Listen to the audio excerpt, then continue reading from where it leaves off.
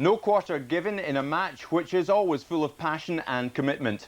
Patrick Vieira may be suspended, but there will still be world champion Silk amongst the steel on a Super Sunday.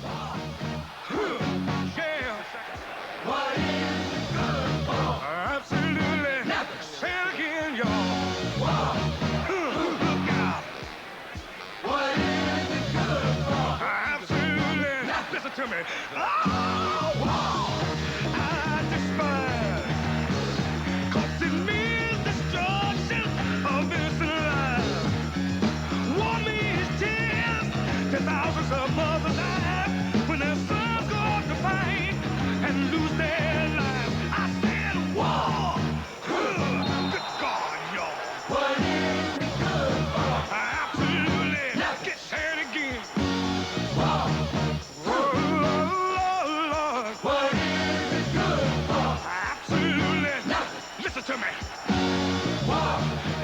Arsène Wenger completed the signing of French striker Kaba Diawara for £2.5 million and put his latest recruit straight into the squad for Sunday's crunch game with Chelsea.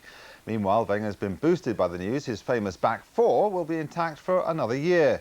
Lee Dixon, Nigel Winterburn and Steve Bold have indicated they'll all be staying on at Highbury. Nick Collins reports. Arsenal's newest recruit, the splendidly named Kaba Diawara, the seventh Frenchman in the Gunners squad, and a bit like Emil Heskey, apparently, according to his new boss. Every time I've seen him, I like the way he can influence the game, and as well the fact that he's a young prospect.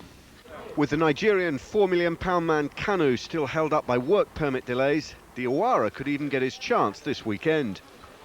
He's more a real upfront striker, and Kanu can be a supportive striker or a target man, so they can play together. And as well the fact that at the moment we don't have any news from Kanu. Meanwhile, defenders Steve Bold, Nigel Winterburn and Lee Dixon have all agreed one-year extensions to their contracts. Their spirit is right, they are true professionals. They have the same hunger, the same ambition to achieve things. A seventh red card last weekend, this time for Emmanuel Petit, is bound to put the spotlight on Arsenal's disciplinary record. It's been unfortunate that we've had more sendings off than we would have liked this season, for one reason or another. We don't really want to talk about that. It's clouded a lot of good performances, and we just want to get on with the football side, which is what we're here for. Dixon, of course, was dismissed against Chelsea in September, and his clash with Graham Nassau is being featured in a spread betting opportunity called Love Don't Live Here Anymore. This is how it works. 5 points for each foul they commit, 10 for a booking, 20 if they get a yellow card fouling each other, 25 points if they're sent off. The spread bet experts quotes 30 to 35. The more points they get, the bigger the payout. Arsenal v Chelsea is always a fierce encounter, and given the Gunners' recent disciplinary record, this really is the ultimate test for them. Another red card is the last thing Arsene Wenger's men need right now. Nick Collins, Sky Sports. So, will it be capital gains for the Reds or the Blues? Let's go head-to-head. The two teams are in Premiership title contention, and a look at their recent form tells us why. Both unbeaten in their last 5, both still in the FA Cup, and both with everything still to play for. The bookies make Arsenal slight favourites at 5 to 4, with Chelsea priced at 7 to 4, and you can get 9 to 4 on the draw. Gunners were bang in the middle of their title charge in last season's Highbury meeting. 2 goals from Stephen Hughes settling it last time. So a massive game in prospect at Highbury. The champions welcome back defender Martin Keown from a one-match ban, and Frederick Ljungberg is also available after injury. The visitors have a doubt over Albert Ferrer, who's struggling with a calf strain. Bernard Lambourd has been nursing a groin strain, but he should be fit in time. And you can see who comes out on top in the big game. Arsenal against Chelsea is exclusively live from Highbury on Super Sunday. Sky Sports 1 at 3. A different story as Arsenal bring back their big guns, including Mark Overmars. Chelsea against Arsenal is always a close encounter. Nigel Winterburn's stunner sealed it 16 months ago, and earlier this season it was a thrilling draw. Now it's nicely poised. They're both in with a very serious chance of winning the championship. At the moment it is the match of the year for us. That's the way we have to see it. Of course it's a special match. What you said, the result will be very important for us, because then we're, if you look at the teams we have to play against, it's Villa, and tomorrow then Chelsea and Man United. So we get all the big three, so we've got it in our own hands. When he signed, the experts felt that £7 million was too much for Overmars, who had been injury-prone. Not only has he revelled in the Premiership and grabbed 4 goals in his last 6 games, he's never scared of getting injured again. I always try to go for the ball because, yeah, it's what you said, those 2 goals, I had maybe a tenth of a second to touch it and to score the goal. And then you only think about to score a goal, not about what's going to happen after. But what about, when I came 1.5 years ago, of course I had a bad injury, but I think after all, they had a very good buy on me. Emmanuel Petit's sending off at Wolves was Arsenal's 6th red card this season, the highest in the Premiership. What do the players think of Arsenal being tagged a dirty team? Yeah, if you get as a team a few times a red card, of course they're going to watch a little bit extra on you as a team. And yeah, as a team we have to just to be a little bit aware of that, and maybe to get it in your mind. And you know, because if you get a red card for shouting or talking, you know, that's not. You have to be a little bit more clever in that. Final question, you've got to tell me what the players say to Tony Adams about him dating the model Caprice. Oh yeah, of course, we talked a few times about it, but we say to him, bring her in, but we're still waiting. Nothing special about that. George has been out with us, so has Rodney. Frank McClintock, Arsene Wenger has said this week that the first thing Arsenal need to do, the players, is to stop moaning, stop showing dissent to the referee, and it's a fact, isn't it? Whatever the rights and wrongs about the red cards are, there are just too many of them. I think so. I think Arsene Wenger maybe should have done that some time ago, Jeff. He's always sticking up for his players, and we understand that, and it's quite right. I do not think Arsenal are a dirty team at all, but they do infringe the rules quite often, and often it is by opening their mouth too much. And if it's going to cost them points and outstanding players being missed, he's got to clamp down on it. He still wants a competitive team, which he can be, but just close your mouth, don't start arguing with referees and linesmen. I think that linesman must have had fantastic ears to hear Petit shouting something at him from about 15 yards away with a maybe 40,000 crowd there. I mean, I can't believe that one, really, but nevertheless... That was ridiculous, wasn't it? I think so, you know. That happens, Jeff, probably 20 times a game in every game. And linesmen sometimes just ignore it, you know. And they other always times, ignore it, yeah. And other times somebody will just say, right, shout the referee over and take his name. But nevertheless, they've got a bad record over the last 3 years, and it's got to stop. And I repeat, they're not dirty. I never see an Arsenal player going over the top and try to break someone's leg. Vieira does from time to time. No, I don't agree with you. He goes in high.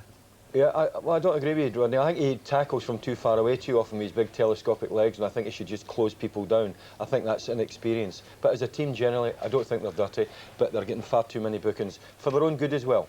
OK, they've signed a new Frenchman this week, Kaba Diawara, who Arsene Wenger says he's a bit like Emile Heskey, he's strong and he's quick. Well, if he is, he'll be a big favourite, won't he? He certainly will. I mean, he has not produced, but he has brought to the club some outstanding players, and we just mentioned 2 of them there. If this guy's anywhere near the likes of him, it'll be fantastic, because that's the area that they badly need a replacement. They need somebody up there alongside Anelka, because Anelka's constantly being spoken about as being homesick still. So that is a weakness there, and you don't need any weaknesses going into the second part of the season. You've got to get a strong squad, go for it. If they win tomorrow, Clive was pointing out earlier, they'll be 1 point behind Chelsea. That'll be a cracking game, this one. Definitely, and Chelsea maybe are not in the best of form at the moment. They struggled against Coventry, last-minute winner. We saw what happened against Oxford in the Cup. So I think that what Arsene Wenger's done is bringing Diawara in. He's just put Anelka under a little bit more pressure. Maybe with Ian Wright departing, and the other players within the squad, I think that Anelka possibly felt that, you know, his place was his own, he didn't have too much competition, and maybe it would just give him a little bit, put a bit of edge on his game as well, which certainly Arsenal need. They're in a great position, there's no doubt about it, considering the run that they've had. And it's possibly a good time for them to meet Chelsea as well. Yeah. It's a big, big game, and I think that Arsenal could come out on top. Yeah, one thing that's been clear, George, over the last couple of weeks or so is that Vialli is unhappy having to play himself so often as well as manage the team. Yeah, I mean, it's the situation he's been pushed into, isn't it, really? And it's not, I wouldn't think it's a comfortable situation, because you don't mind playing once in a while, but I think most of the time you'd rather sit back and look at the whole situation and decide who you're going to play and who you're going to bring on and take off. It's, but he's put himself, but it's, you know, that's the situation he's in. And he's not a bad, so busy to play. I mean, this is a great game. I mean, and Aston Villa and Man United will be looking at it obviously very closely tomorrow, because if either side lose, it's beneficial if either of them win their games. So it's interesting game, London derby. It's going to be very, very interesting. But the Vialli situation, he's. I love to see him. I think he's a terrific player. I mean, we talked earlier about players 33, 34, players like Tony Cuddy. Vialli is different class. He really is a little bit special. They are just a bit short up front, though, aren't they, Chelsea, at the moment? Well, Chelsea are missing, for me, their best two players. Poyet and Flo being out, I think, is a big detriment to Chelsea. I think they're two great players for Chelsea Football Club. I don't know if Flo's going to be back soon, isn't he, apparently? No, he's not. Well, according it was a long-term one, you know. Yeah, I thought it was a long-term 2 or 3 months. Yeah. And I don't think that Chelsea, without those players, are anywhere near the force that they could be. It's a, as George said, Jeff, I think it's a brilliant game. It's a tremendously huge game as well. I've said all season that the team that finishes above Arsenal will win the championship. If Arsenal win tomorrow, everybody's going to be going, whoa, hang on a second, here they come again. And I think Arsenal will beat Chelsea tomorrow. Yeah, you heard it from the man. Brilliant, huge. They're the sort of words surrounding this game. And, of course, you can see it tomorrow, exclusively live from Highbury. It's our Super Sunday contest. It's the champions, Arsenal, against the Premiership leaders, Chelsea. You can see it on Sky Sports 1 from 3 o'clock. Of course, Manchester United have their... and have yet to receive a penny back. Excuse me? If you were sold a personal pension between April 88... It's Sky Sports 1, live.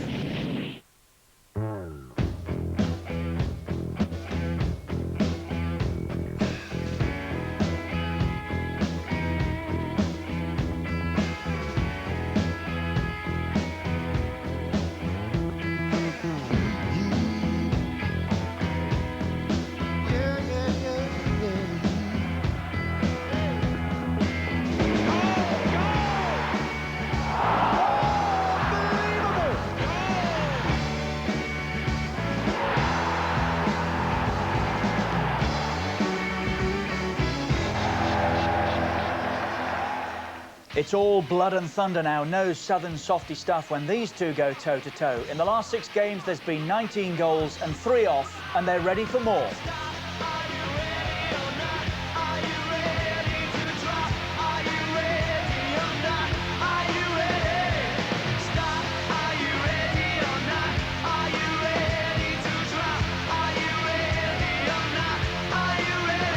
It's Petit!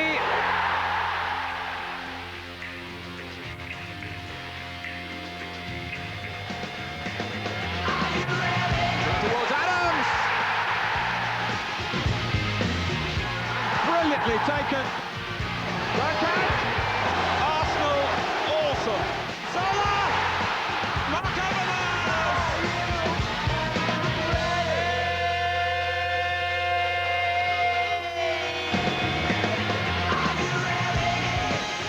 Well, we're ready, are they? Jumper watch, by the way, he's got it on again. Gianluca Vialli, player manager of Chelsea. And these are the representatives of that football club who lead the Premiership right now. Still beaten this season only by Coventry in the league on the opening day and by Wimbledon in the Worthington Cup. Very nearly by Oxford, it has to be said, last Monday night. But they dug in there by their own admission, were a little fortunate, but they didn't lose, and that's so important. 5-0 the last time they were here in the Worthington Cup. What today for Dennis White and his teammates? We are at Highbury this afternoon with the champions. Our live Super Sunday football from the Carling Premiership is Arsenal against Chelsea, who, as I said, still haven't lost in the league since the opening day, 21 games back. Also playing today are Manchester United at the Valley, and of course we're there to see how they get on. And let's not forget that this is a vital match for Charlton as well. 3 of yesterday's bottom 4 all won. Can they do the same? It would be some win if they could. Highlights throughout the programme from the Valley. They kick off there at 4 o'clock. Well, what a day for these two yesterday, and Manchester United, with Aston Villa losing, of course. A Chelsea win here today and they stay top. If Chelsea don't win here today and Manchester United do, they go top. If Chelsea lose here today by 3 goals or more and United don't win, Aston Villa go top, and I'll bet there's not too many at Villa Park knew that. We're joined this afternoon by the former Gunners striker Alan Smith, and also by Happy Harry, who I think is smiling again after a difficult couple of weeks. It's good to see you, Harry. And you, Richard. That smile's permanent for the rest of the season now, is it? So, yeah. It's been a bit up and down over the last couple of weeks, hasn't it? Yeah, I've had a bad fortnight, but, you know, brought a few new players in, and I think that we're back on the up again. We'll talk about yesterday's game in a moment, but briefly this one. Does the title race start here, do you think? Is this it now? Well, I think it started before this, but I think it's a massive game today. You know, 2 excellent teams, 2 teams definitely got a great chance of winning the championship this year. If you look at it, I think there's probably 4 runners, and, you know, Aston Villa and Man United, but these are 2 tremendous teams, and it's got to make it a great game. What do you think? The Gunners up for this today? I think so. They haven't really got off the mark. They haven't really been playing this season, have they, in truth? I mean, you look at it, I mean, Anelka's top scorer with 9 goals. I think they've scored fewer than Charlton. No disrespect They've to scored Charlton. less than anybody else in the top 6, which might ultimately be crucial. So you would say they're not really looking like championship potential, but they're still in with a shout. So if they take off from here, good win here today, and they're well on their way, I would imagine. Right, let's go to Selhurst Park. Wimbledon and West Ham, Harry, yesterday. 5 straight defeats away from home. Shortly after you told us your away form was good. It was then, but it disappeared on you pretty quickly, didn't it? Yeah, I know we were going well early doors away from home. You know, we'd won 3 games away from home. It was only probably Man United that had won more games than us on the road, and so it was important we got back to on track yesterday. Young Joe Cole played up front and did ever so well for us. Your man, Di Canio, came on with the white boots. In white boots, nice fearless touch. And but no, we grafted and worked hard yesterday, and well deserved the point. John Hartson, of course, in Wimbledon colours these days. This was the last minute where it nearly all slipped away. Neil Ruddock had a hamstring problem. I think he was a bit tentative playing that ball, and it bobbled up on him, but lucky enough, Xhaka stood his ground and saved the day. You probably haven't seen the article today in one of the Sunday press saying that you're mad signing Di Canio, he'll let you down. What's your response to that? No, I'm totally confident. I think he'll be a tremendous signing for us. I wouldn't have bought him otherwise. You know, no one forced me to buy him. I think he's an outstanding talent. I looked around at other players I could have brought in for £2 or £3 million who I didn't put in the same class as him. I spoke to Tommy Burns, who was his manager at Celtic, had a great chat with him, and he said to me he felt he was the best player he'd worked with, and as good a pro as he's ever worked with. Great trainer, and he didn't see any problems at all. He was handled right. He said you won't have a problem with John him. Hartson was a big favourite at Upton Park. Is it a blow, ultimately, having to sell John in that way? No, not really. John was a good player. He had a great start for us the first season he arrived. When I bought him, I got an awful lot of stick. When I paid £3.5 million from Arsenal, everybody said, what a waste of money. You know, what a... You know, certainly not worth that type of money. But he proved everybody wrong. He came and had a great start to most people wrong. Didn't get any from us. Andy said it was no, sure. But I did get an awful lot. There was an awful lot of people coming on radio programmes, you know, saying, you know, it was a waste of time and go and boo him in his first appearance at West Ham. He thought absolute West Ham should never pay that type of money for him. But he came in. His goals kept us in the Premiership that first year, him and Kitson. And last year he got 24 goals. But his form dipped. From January onwards last year, his form really did dip. And whatever we tried with him, he came back. His weight wasn't right at the start of the season. And, you know, he came in very, very heavy. And we spent an awful lot of time trying to get him fit. And in the end, it just wasn't working out for him. He's a great lad. Got all the time in the world for him as a lad. And he's a good player when he's right. And maybe a change now, he'll get him going again. Maybe he needs that change. But it gave me the opportunity with that money to go and improve my squad, which I needed to do. Well, we wish you well. Another striker in the news this weekend has been, of late as well, Alan Shearer, who scored for Newcastle United yesterday, Alan, against Aston Villa, who really couldn't afford to get beaten at St James's Park, but it didn't go their way, did it?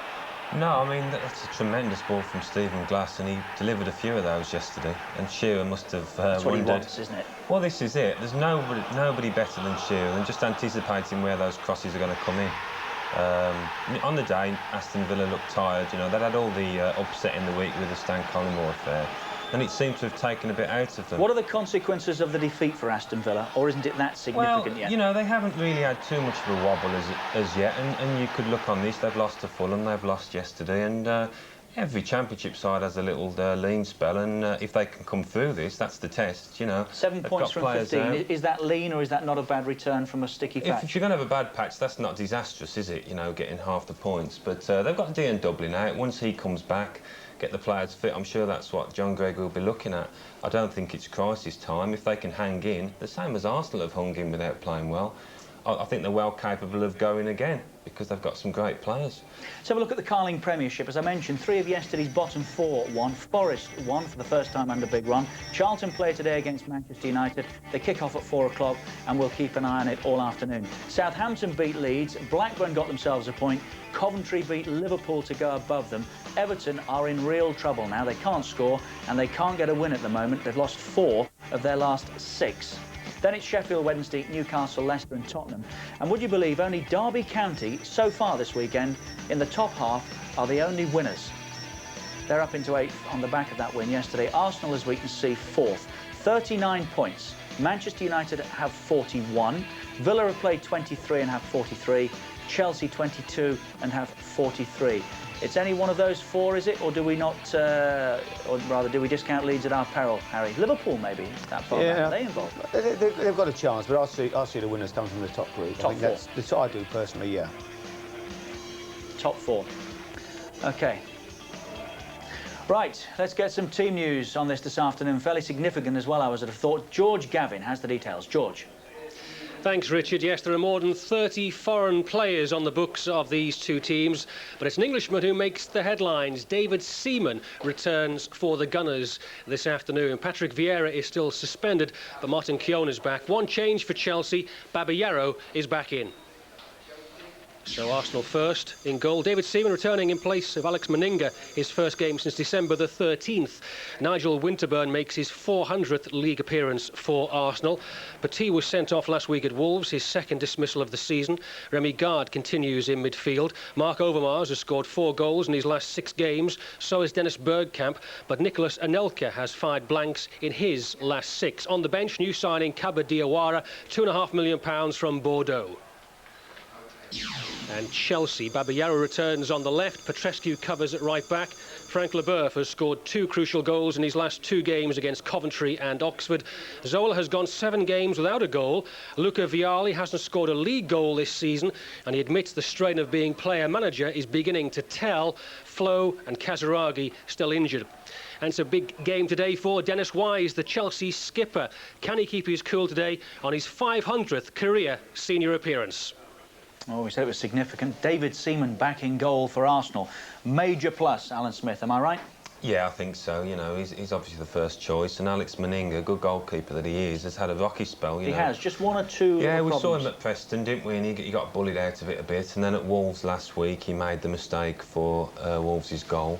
And his confidence dips. He's one of those lads that things get on top of him a little bit, and his chin will drop, and it's difficult lifting him, and I think he just needed to be brought out of the situation, and thankfully David now is fit after a long spell out, and it just shows you the measure that, I mean, he's not played a reserve game, I don't think, and he's had this shoulder injury, but with keepers it's a bit different, and Wenger obviously feels he can get back in and give a bit more confidence to his defenders, you know, which with crosses coming into the box, sometimes they've looked a little bit susceptible with Alex Meninga. Luca Vialli continues for Chelsea up front, talking about feeling the stress, Harry, of being player-manager. Well, it must be difficult. I mean, is it the right word in a week like this? Well, he keeps himself very fit. I think he's a tremendous player.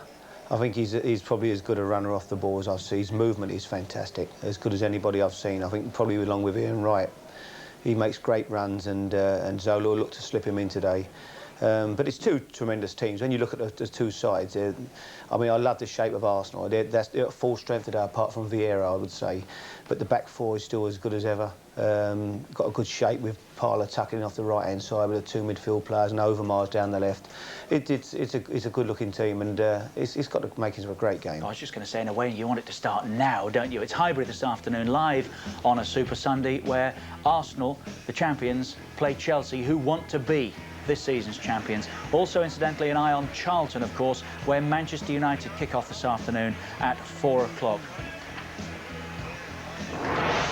Now then, do you remember this character? We'll meet him after the break.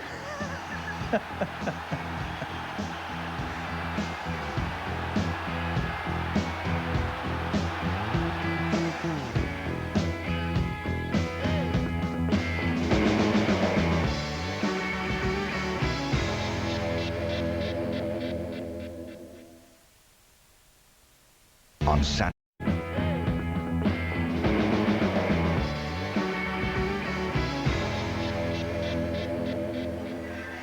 It's North London for us this afternoon on a Super Sunday, a mile or so from Camden's famous flea and antique market. Can you believe there are people out this afternoon shopping? Well, there shouldn't be, in short. All eyes on Highbury this afternoon. It's a famous breakfast television company in that part of the world, is it? TVAM, do you remember them? I do. Well, we brought you more than 30 live games of American football this season here on Sky Sports, and coming up later tonight, it's the big one, America's biggest sporting extravaganza, bar none, Super Bowl 33. It's the Denver Broncos against the Atlanta Falcons, and the only place you can see it is right here on Sky Sports 1 tonight at 10:30. And right now, it's a Super Sunday, Arsenal against Chelsea. And those pictures being provided this afternoon by our Eye in the Sky, once again piloted today by James Peplow. Our cameraman is Matt Coyd, and they're spending a lot of time with each other, those two, these days, aren't they? We have Harry Redknapp and Alan Smith with us. We'll talk again very shortly, but right now online with Arsenal, and we'll pick up their season here against Everton back in November.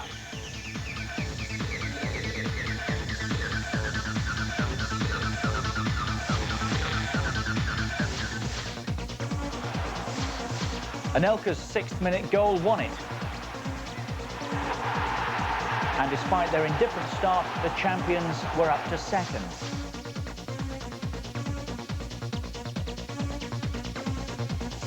They went out of the Worthington Cup to Chelsea and drew with Tottenham before losing at Wimbledon. But for all that, this was still only their second league defeat of the season.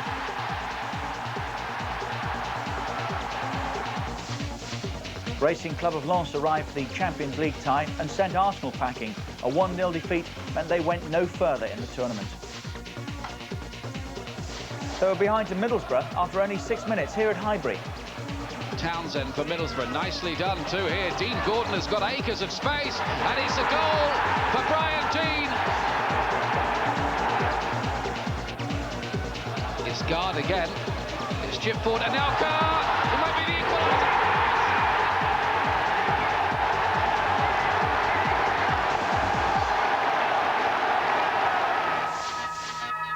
They drew with Derby and appeared to be cruising at Villa Park. Dennis Bergkamp giving them the lead in what turned out to be a tremendous game. He got a second before Villa started the comeback. Danger here for Villa. Pull back to Bergkamp. What a magnificent goal! Oliver the target, and he's won it brilliantly. Henry in behind him. Still Henry. Lays it on for Joachim.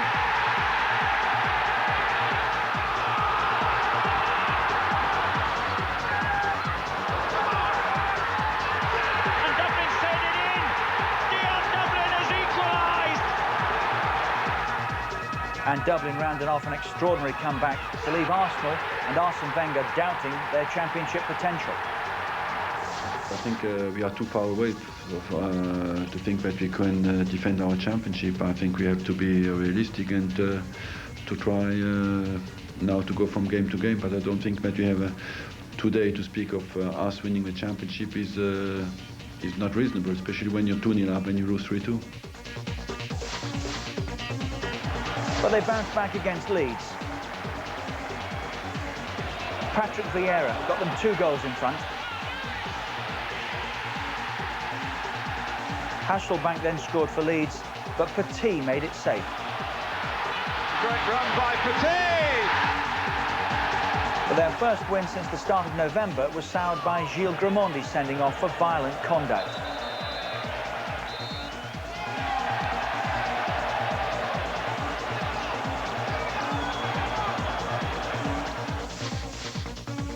They won against West Ham, but there was more controversy at the Valley. Vieira lashed out, so he had to go.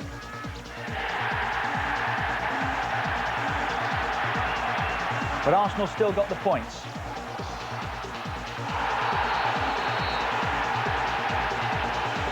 Mark Overmars, the goalscorer. But the arguments continued after the match.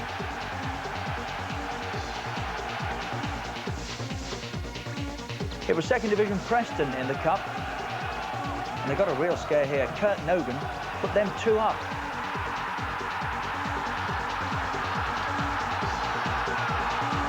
Luis Bermorti scored just before half-time to get them back in the match, and the game turned on another sending off. And it's a red card. As Petit takes it, and Arsenal are level. Petit's second was surrounded by controversy. Caballero catching Ryan Kidd before Petit scored.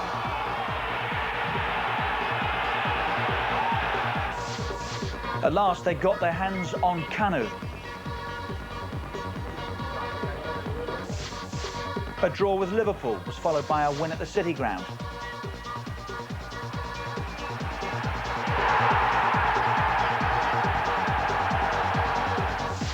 And then it was Wolves in the Cup. Bergkamp won the game for them.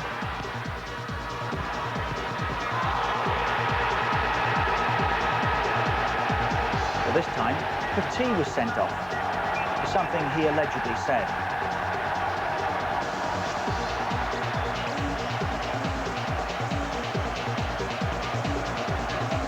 This could be a fiery day. Arsene Wenger knows his players have to stay cool.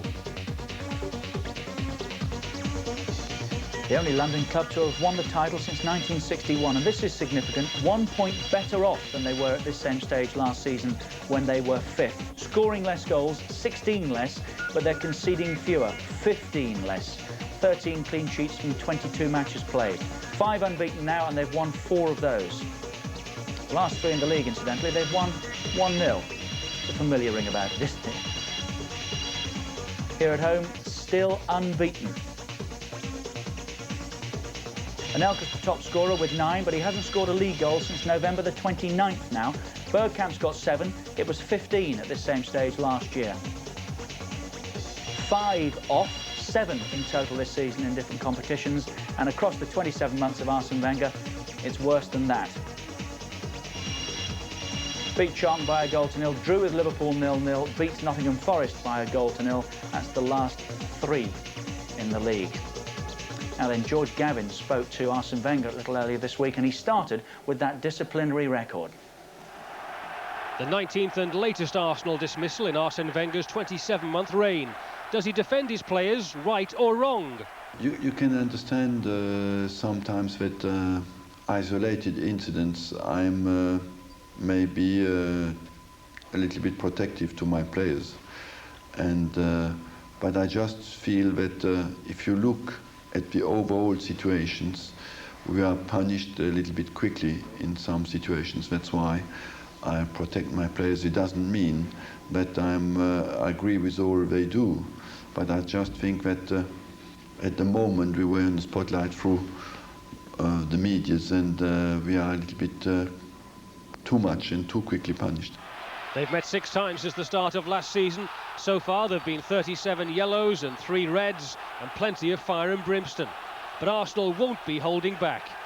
We had enough controversial situations with disciplinary. I think just we never go into a game by being concerned by that. We just go into the game and think we will play well, try first to play football, and of course commitment has to be 100%. And sometimes with commitment you have as well yellow cards. But we concentrate first on the quality of our football. Arsenal will close the gap on Chelsea to 1 point if they win, but there's one or two little problems to overcome first.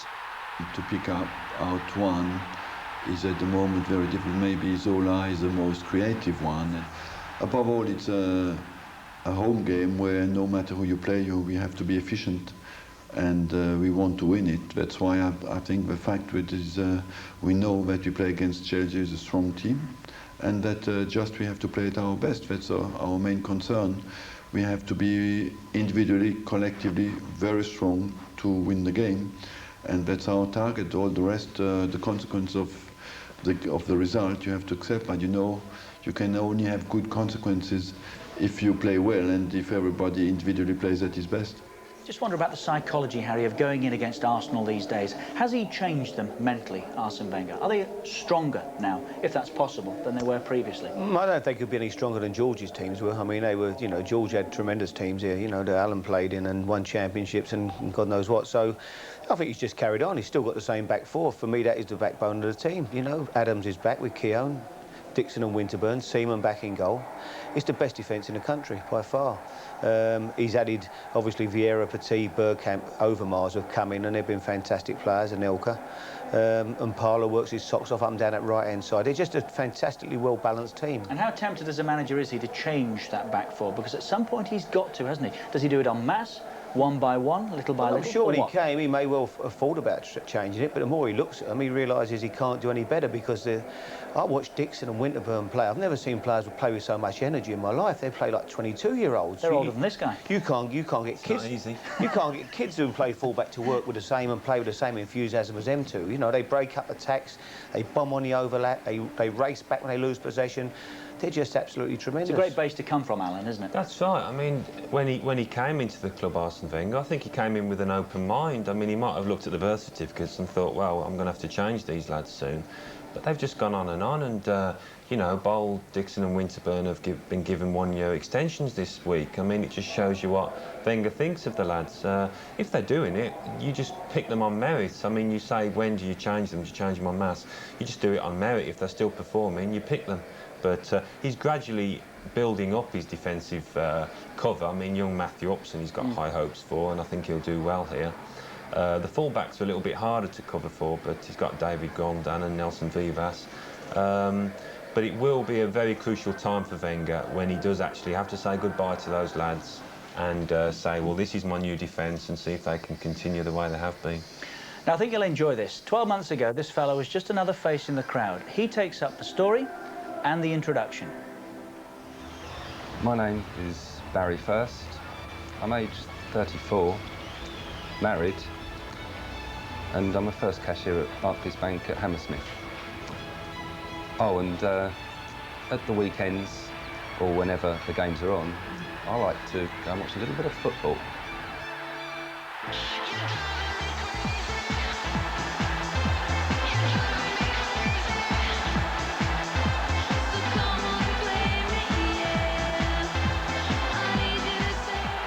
Coming to work, got the usual banter.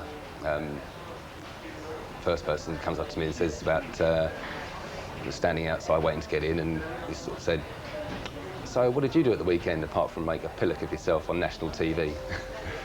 And it sort of went on from that, usual bits of banter. They're just friends at that time. It's just friends, really, just saying that you saw you on the telly.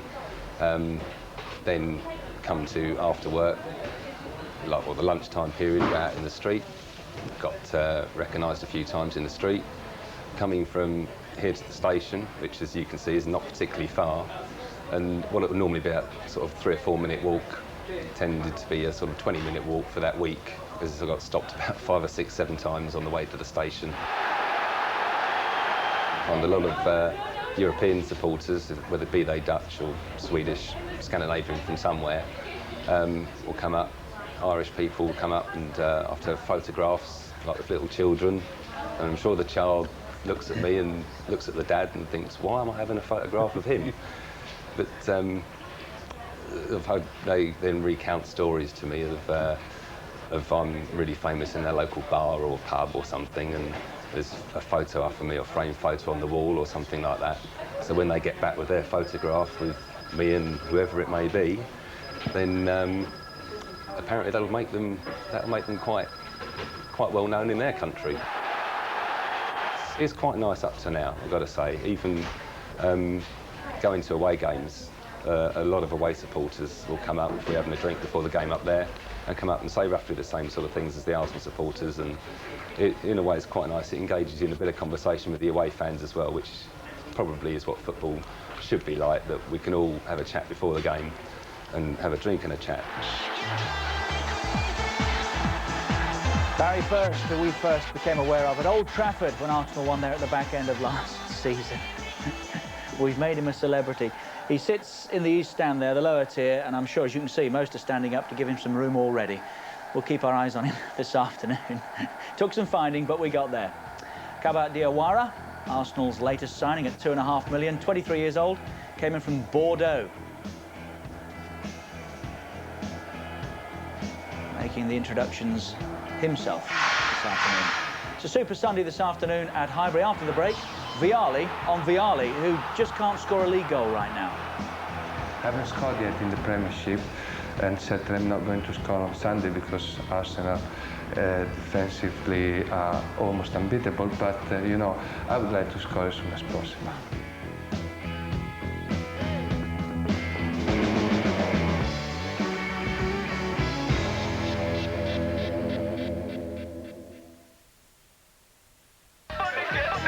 They've all drunk too much. What are you looking at? And now it's banned, but Mo can sort it out with his speakeasy. Ultraviolet. You can only see them face to face. No mirrors, no photos, no videos. The gripping, modern-day vampire thriller featuring Jack Davenport. The sauciest carry-ons in the heart of the capital. It's gotta be Naked in Westminster. That's just part of tonight's lineup from 6 on Sky One.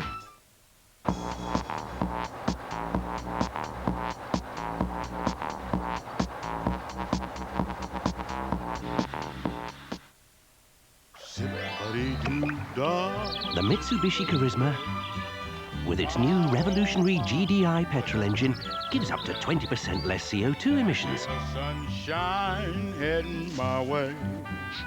Up to 20% better fuel economy. And up to 10% more power than an equivalent conventional engine for safer overtaking. The new Charisma GDI doesn't need twee cartoon animation to show what it can do. The new Mitsubishi Charisma GDI. Some cars have it, some don't.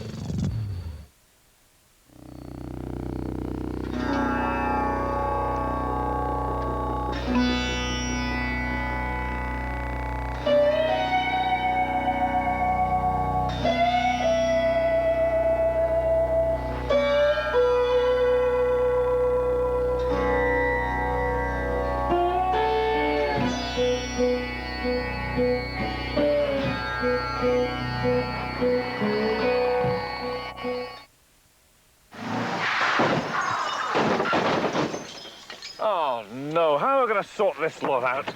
Don't worry, Mr. Jones. All these other insurance companies. We'll do all that. I'll have to take a day off going around garages getting estimates. No, leave that to us. But we still have to get it picked up.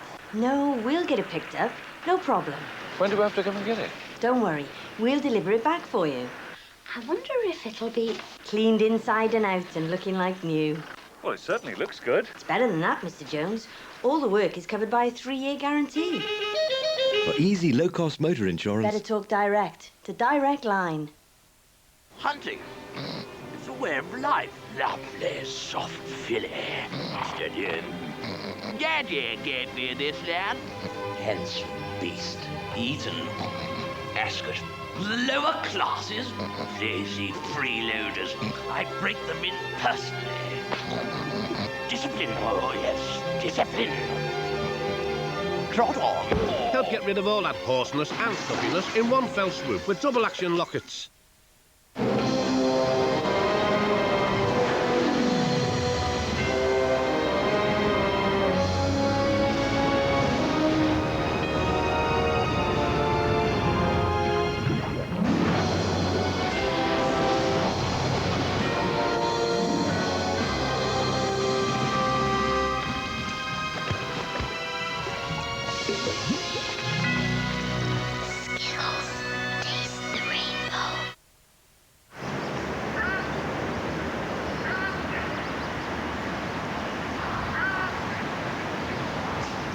May 14th, the World Cup of Cricket begins here on Sky Sports.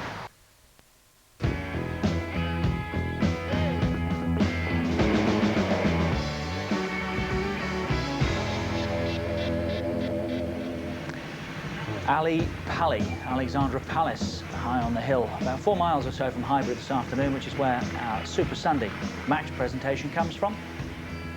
There we are, Highbury, the home of the champions, Arsenal, and the FA Cup holders, we should add. Sky Sports 2 tonight with the final of the Welsh Open. Stephen Hendry plays Mark Williams at 6 o'clock. That's on Sky Sports 2. Right now, it's a Super Sunday with Arsenal and Chelsea. Between them, of course, they won all the international trophies last year. Nothing for Manchester United then. They play this afternoon at Charlton. Huge game for both of them. Charlton at the wrong end, Manchester United at the top, of course. We're in the company today of Alan Smith and Harry Redknapp. We'll talk again very shortly. Right now, online with Chelsea, and we'll pick up their season with the Worthington Cup tie here against the Gunners.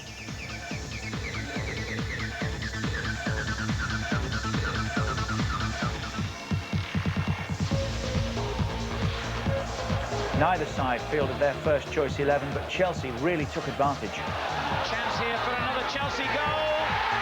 And there it is. Poyet, the scorer. They were unbeaten since the opening day, and that run continued against Sheffield Wednesday.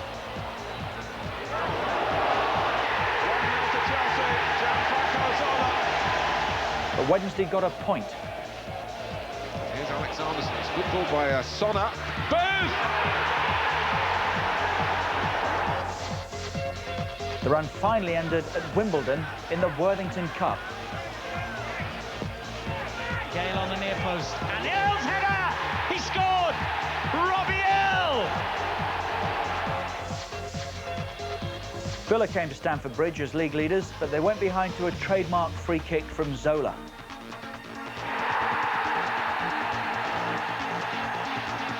Lee Hendry got them level with a really clever goal.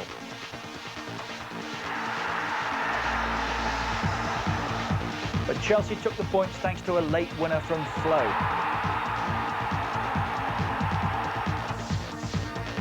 They more than held their own at Old Trafford despite a setback just before half-time. Blomqvist to cross early, and it comes for Butt. Comes for goal!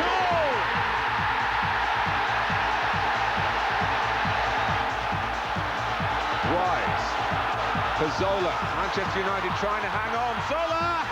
They can't hang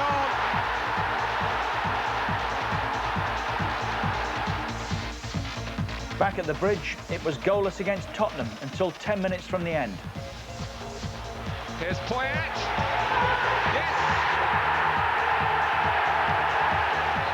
Dan Petrescu has kept it in, and Chelsea have got 3 in the middle. 2-0. Torre Andre Flo. And that put Chelsea on top for the first time this season. The return with United was another tight affair, but Chelsea almost won it. Petrescu, it's Gianfranco Zola against Schmeichel. Past Schmeichel, but not into the Manchester United net. Vialli then came face-to-face with Ruud Gullit at Newcastle for the first time since the Dutchman was sacked by Chelsea.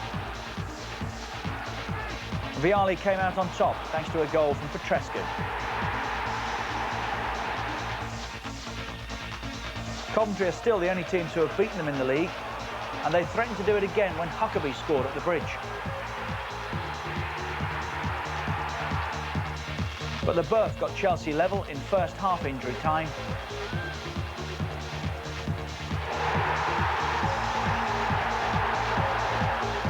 Di Matteo repeated the trick 4 minutes into stoppage time at the end.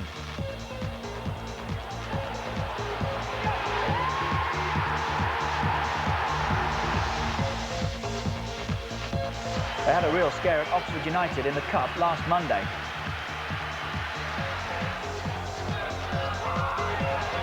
And the goal! Oxford take the lead. Dean Windass the scorer. And they kept that lead until stoppage time when Kevin Francis was judged to have fouled Vialli in the area. The Burf scored, but Chelsea knew they'd been lucky. Vialli started his managerial career with a win over Arsenal. Another one today would keep them right on course for the title. The only time they won the title was back in 1955 under Ted Drake, an Arsenal goal-scoring legend, ironically. Fourth last year, their best finish for 28 years. Of course, they won the League Cup and the Cup Winners' Cup. Unbeaten in 21 matches now since the opening game, won 11 and drawn 10. 25 unbeaten is the Premiership record held by Nottingham Forest. A win today would be their 100th in the Premiership. The second best defensive record in the league, behind Arsenal. Unbeaten in 10 now away from home, won 4 and drawn 6. An Englishman has yet to score a goal for them this season, other than Gary Pallister. Poyet's the top goal scorer with 11. Zola's got 9. None in the Premiership. Zola, Vialli I'm talking about, aren't I? Zola 9, all in the Premiership. Flo's got 8. Vialli, none in the Premiership, 8 in total. 53 booked and 3 off. Last 3 in the league. Drew with Manchester United 0-0. Beat Newcastle 1-0. Beat Coventry by 2 goals to 1. And Gianluca Vialli says that they are ready for the Gunners. When you play against Arsenal, you need to perform at your best. Otherwise, they're a great team and they know how to, you know, take advantage of your mistakes. And if sometimes you can get away with that, when, for example, you play against Oxford, you can't expect the same treatment from Arsenal. Why are they such a good team? I think their defense is unbelievable. I mean, they're so strong, determined. They've got a great experience. They've been playing together for 10 years, I think, with Seaman, Winterbourne, Dixon, Keane, and Adams, or Bold. So, and they're so solid. And on the other hand, when they win the ball, they've got such a talented players up front, like Bergkamp, Overmars, Anelka, 2 great midfielders. I mean, they're a very solid team with toughness, but also a lot of imagination. They're quick, and they've got a winning mentality. So they are the holders in the championship, and I think they're going to try everything to, you know, to remain champion this season. So for us, it's going to be difficult. If you had to name one Arsenal player who potentially is the most dangerous threat to you, who would it be and why? I would say Bergkamp. I would say Bergkamp because, you know, he likes to play in big matches, and also the way he plays football is very unpredictable, because he's not a striker, he's not a midfielder, so he floats all the time in a position in which it's quite difficult to mark him tight. And because I don't think this season he has performed as well as last season, I'm sure that all of a sudden it's going to change. And I fear that it might be on Sunday, so if I could, I will take him out of the match. I'm not playing very well. I'm just trying to work as hard as possible because, you know, my reputation is on the line, so at least I have to fight, and this is what I'm trying to do. But of course I need to score a few goals. I haven't scored yet in the Premiership, and certainly I'm not going to score on Sunday because Arsenal defensively are almost unbeatable, but you know, I would like to score as soon as possible. Well, he starts, of course, this afternoon. We're with Harry Redknapp and Alan Smith, and we're just discussing, watching out of the window here, Chelsea's warm-up, Harry, which is lengthy, also positive. And is it the biggest difference between them this year and last, their fitness? Well, I think they've really gone into the fitness side of it. And obviously, Vialli, coming from Italy, I think they brought an Italian fitness coach in. They spend a lot of time in the gymnasium, they tell me, after training, doing their weights and working on their bodies. And that's how they are, the foreign players. That's something that's coming to England. I mean, never used to see players going out for a warm-up in the old days. Players, I'm talking about in the 60s, early 70s, players would come out the dressing room straight onto the pitch, kick a few balls about and start the game. Now, these lads have seen the quarter-to-3 race from Haydock. Yeah, now these lads have been out here warming up here for the last 35 minutes or so, and they'll be stretching. Now they're just starting to get hold of a football for the first time, but they've spent half hour stretching before this. 17 of their 51 goals, Alan, have come in the last 15 minutes. A third. So does that tell you about Yeah, the I think fitness that as well? maybe tells you they're a very fit team. And just looking at them, they do look fit. Obviously, they can keep going right until the very end. But, you know, most teams now are paying great attention to detail with the fitness. And you're not getting a major advantage because everyone's so much fitter. And you've got to do it because it's a lot faster game, even from when I retired 3 years ago. There's been a real difference. Even in that time, it's moved on? I think so, yeah, it has done, yeah. It's moving on all the time. Just attention to fitness, diet, and because, you know, the margins are so small now to get an advantage that everybody's trying to get that little 1% extra. Right, let's flash back. 6 years of form, and there's some great stuff here.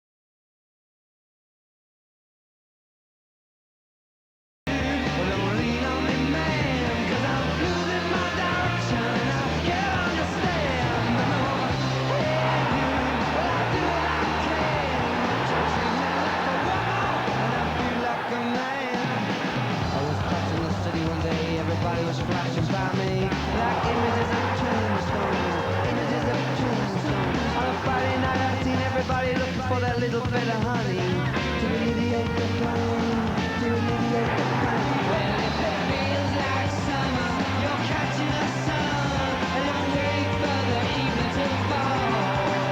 Well, if it tastes like honey, don't swallow it all. Don't wait for the moment to come. Catch the sun.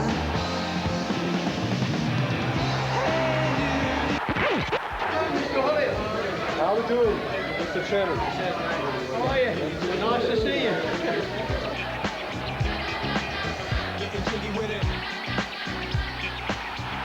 Here's Anelka, good stop by De Goey. Anelka's still there. Oh, and drilled in by Stephen Hughes.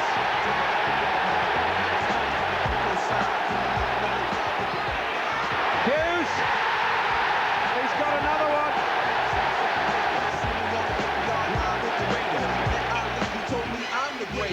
I got the fever. I'm very, very happy, and I hope I can be the right person for the right job.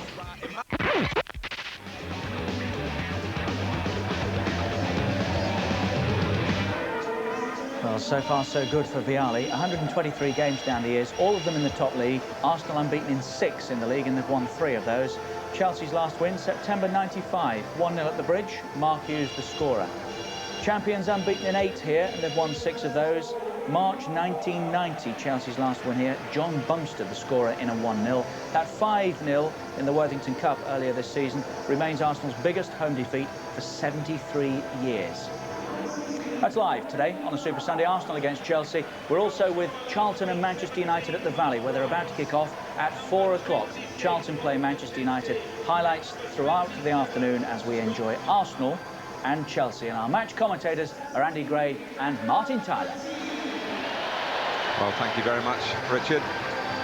We don't like to over-egg the statistics, but 21 seems to be the number today, doesn't it? 21 games Chelsea unbeaten in the league this season, 21 games Arsenal unbeaten at home in the Premiership, a run that goes back till 1997, so some of that going to give today? Well, it might end up 0-0, Martin. I mean, this game is so tight, there's so little between the teams, it could.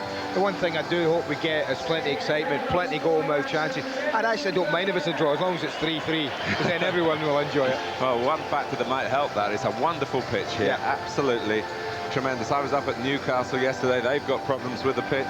Chelsea, they'll love playing on this because their ground is not in the best of shape at the moment, and there are other grounds that we've seen up and down the country. They're nothing like as good as this one. No, this is, I think it won the best, the groundsman won the award last year, Martin, and if it carries on like this, he'll win it by a street this year.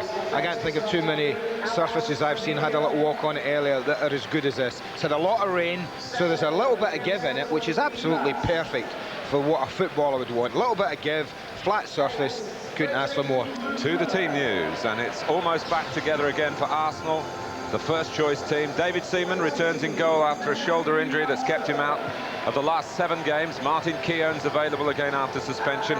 Minor knocks that kept Dennis Bergkamp and Mark Overmars out of some training over the past couple of days. They've cleared up. So just the one major absentee in midfield. Patrick Vieira completing a 3-game ban. Another Frenchman, Remy Gard, continues as Vieira's deputy. And amongst those substitutes, yet another signing from Arsene Wenger's homeland. Striker Kaba Diawara, brought in from Bordeaux on Friday. Well, as I've said, I don't think there's an awful lot between these two. I don't think Arsenal will change anything today, Martin. I think it'll be pretty familiar. That well-known back 5 now, not back 4, with David Seaman back in. And I just think the problem for Chelsea is how do they get in behind them? How do they get players in there? I'm not so sure they can find it as easy as this Arsenal will, because Arsenal do have the pace of Overmars on the left. I'm fascinated to see how this little tussle with Dan Petrescu pans out. That could be a key area in the match. Ray Parlour will tuck in a bit as he does alongside Gard and Petit to make them a little narrow in midfield, but he will give them width when he's required to do so on that side.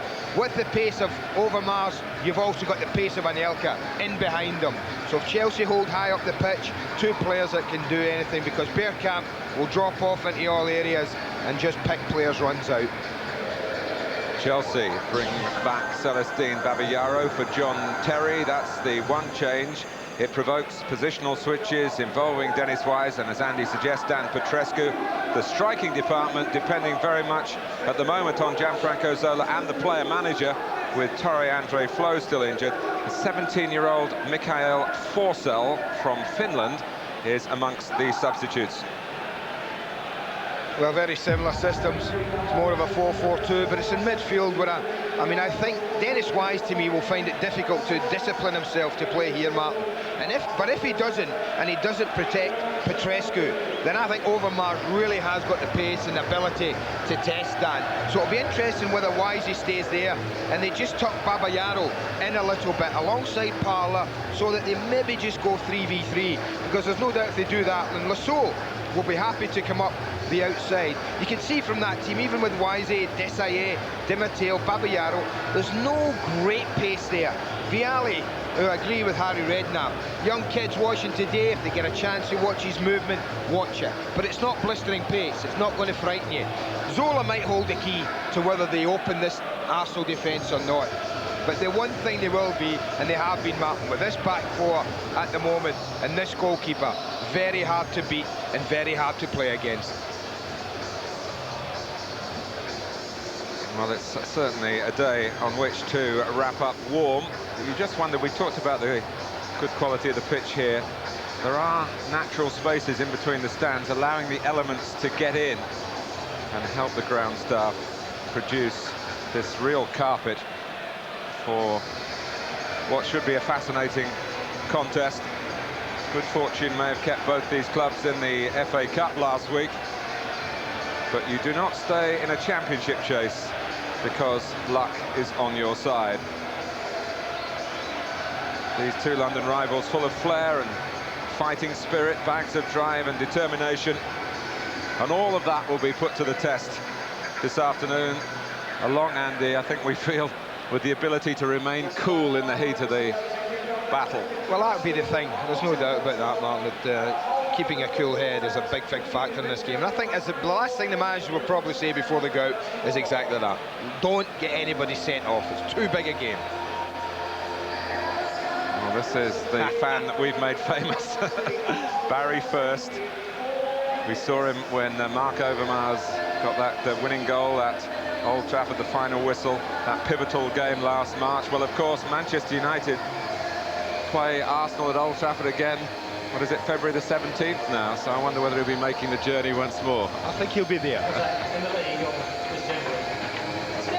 Well, they've had to change so often, haven't they, Arsenal, this season? But there, Adams and Seaman and Dixon representing the solidity that's brought so much success, not just over the last 12 months, but over the last, well, 7 or 8 years, and in the case of Adams and Dixon, beyond even that. Far less continuity about their team this season, a surfeit of injuries and suspensions, but the special spirit of Highbury still seems intact. They are still reliably churning out good results. And Chelsea finding the consistency that has been so elusive for them down the years.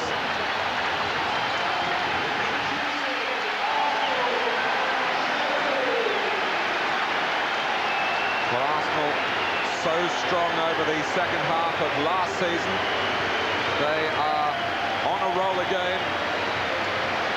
But it is a real head-to-head at Highbury this afternoon. News of Manchester United at Charlton as well. But this is Arsenal against Chelsea, and it's live for you all after the break.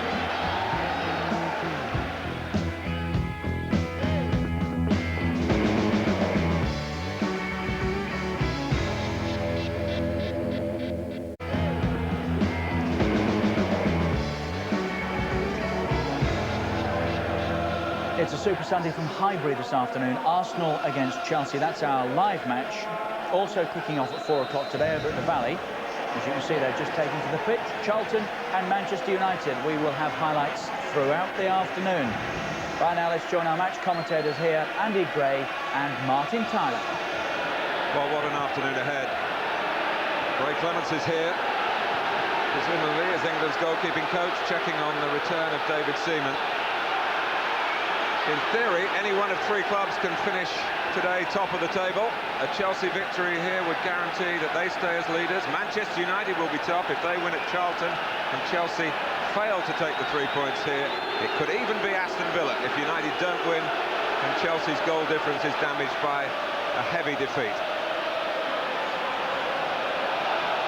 The defending champions can't go top, but a win would certainly put them very much in the fray.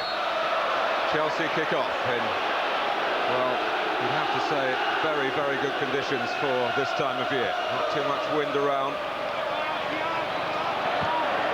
Keogh. In goes Frank Leboeuf. Desai, who's being asked by Chelsea to play in midfield. It's a position he knows plenty about, but he'd prefer to be operating at the back alongside fellow Frenchman Leboeuf. Another Frenchman, Anelka, is on the deck, but Chelsea keep going. And guided on by the gesture of referee Graham Poll. He wasn't prepared to stop the play in Arsenal's favour. Zola.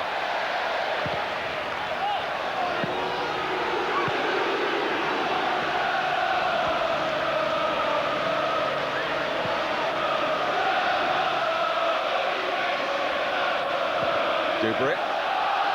Off Dennis Wise and straight to Petit. So Overmars with his first confrontation with Petrescu. That could be a vital part.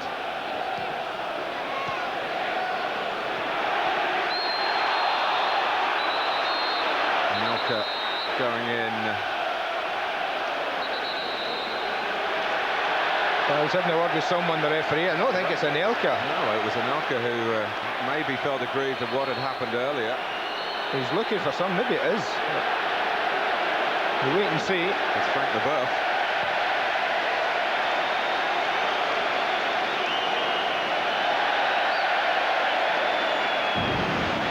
Well,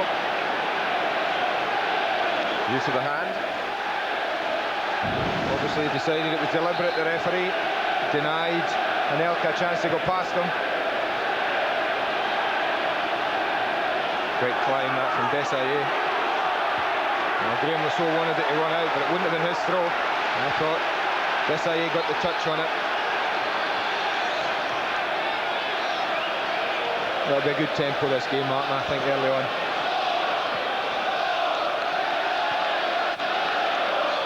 Well, Chelsea were at Oxford on Monday in body but hardly in mind. I think they feel at Stamford Bridge it was really the first time this season that the performance had dropped to those sort of depths. They were very, very fortunate to stay in the FA Cup, and now Graham Poll pulling play back here for Lee Dixon, being caught late by Babayaro. That was a little unlucky, Celestine Babayaro. I think as Dixon goes to cross it, I think Babayaro makes a very good attempt to play the ball. I think that's unlucky. The free kick's given the against referee's you. mindful of the trouble that there's been, a bit of bad blood between these two clubs in recent seasons. He's going to stamp down on anything very early on. Here's Adams, claiming that the ball struck a Chelsea arm as he tried to head it back across the face of the goal. Babayaro getting it forward, looking for Vialli, supported by Wise. And again, the referee just keeping his eyes away from the ball, and I can't believe this is a booking.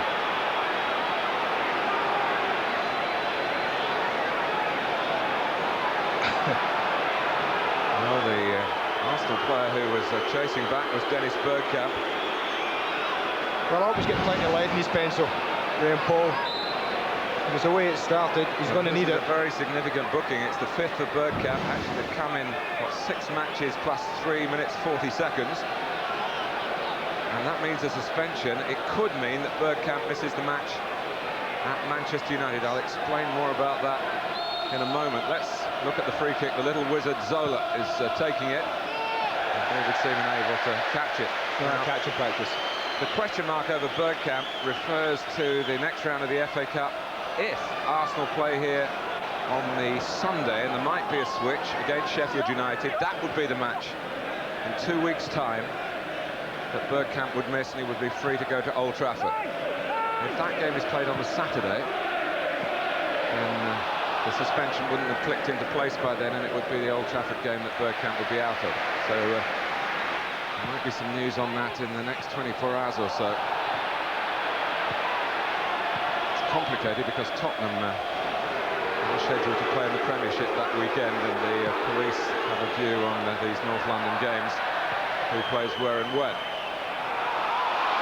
Overmars changing pace and maybe changing the tension from these early minutes into the flow of football that we all hope to see between two talented teams, but two very tenacious and tough teams as well. Well, if Arsene Wenger hadn't said to his team before they left, get the ball to Overmars early, let him test Petrescu, I think he certainly would now. He just went past Dan Petrescu as if he wasn't there.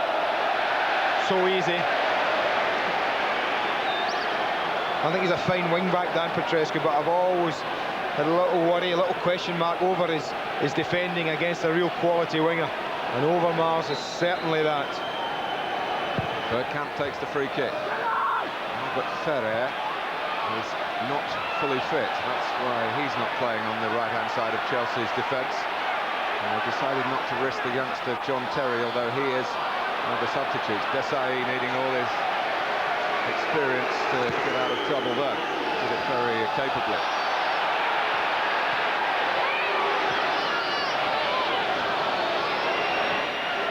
So,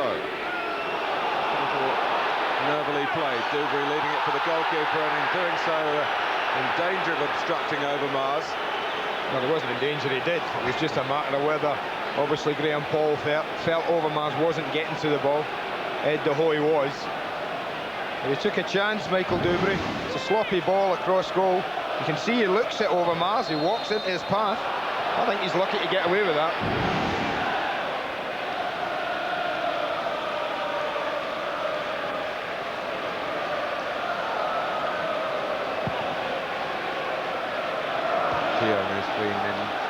Really tremendous form. He's been one continuous link in this chop and change time for Arsenal. Adams back with him over the last couple of games after a lengthy absence. Petit. Yeah, that's late. I think he's right, the linesman, but he was so late, Martin, in putting his flag up. The ball was almost at Anelka's feet before the flag went up. Yes, you just wonder in those circumstances. I, like you, was waiting for the flag to go up, but just wonder why there is the delay. There are occasions where you can understand the delay, whether the player's going to be active or not. Well, Anelka was active the moment the ball was struck towards him there. Petit.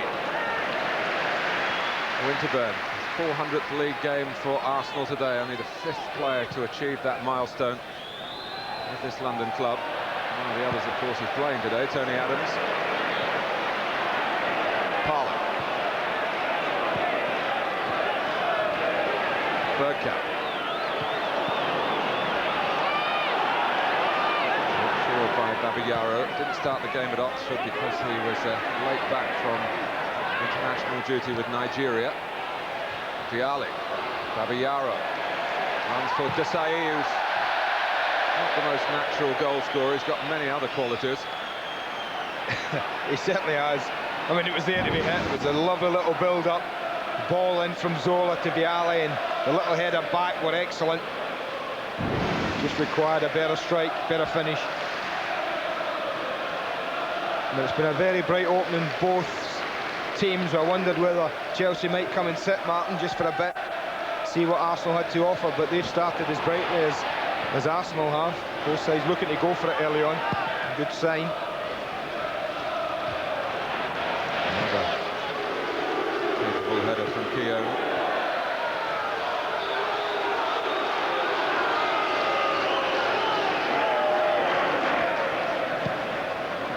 Odegaard getting a foot in, different sort of player to Patrick Vieira. Wise. Zola running offside. Brilliant that, you know what, and defensively, I mean, because Zola made a brilliant run, and Martin Keown, who was the furthest defender, I mean, I just watched him and Dixon, and as soon as Keown steps forward, watch Dixon, look at Lee Dixon, almost if he's attached, steps forward, all 4 arms go up. I mean, that's when you know these have worked at this. They've played together for years.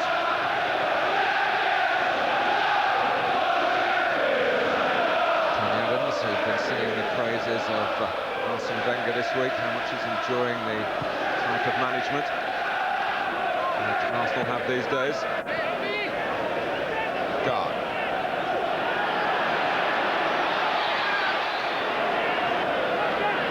Petit a bit reluctant to play it to the left-hand side. He stayed down. Parlour hunting the ball. Graham Poll again, keeping an eagle eye on who gets the last touch on what, and he's pointed for a free kick to Arsenal. Well, I'm not sure how he worked that out. It's almost impossible. The way Parlour looks to go in, I mean, how do you work out a free kick in amongst all that?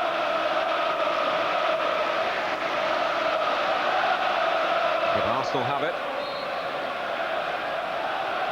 Well done, ref. That's a Petit. Little injuries up, and at them again. Di Matteo getting in the way. Wise still holding that position on the right, as if he has been asked to give some protection to Petrescu. It would be daft not to, Martin. I can't believe that Vialli and Graham Rix would have said, you know, tuck in field.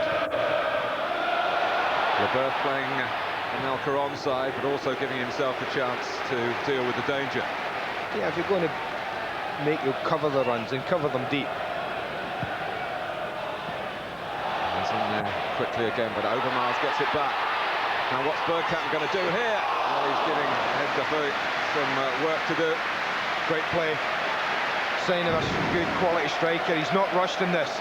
He might have been tempted to hit it early, but he knew the shot had to be opened up. He knew he had to work a yard. That's exactly what he did. Fortunately, he hit it right down the keeper's throat.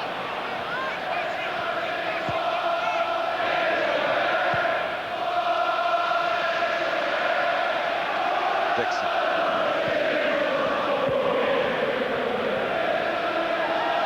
Possibly handball by Parlour. Chelsea players close to him thought so. Graham Poll did not. Winterburn.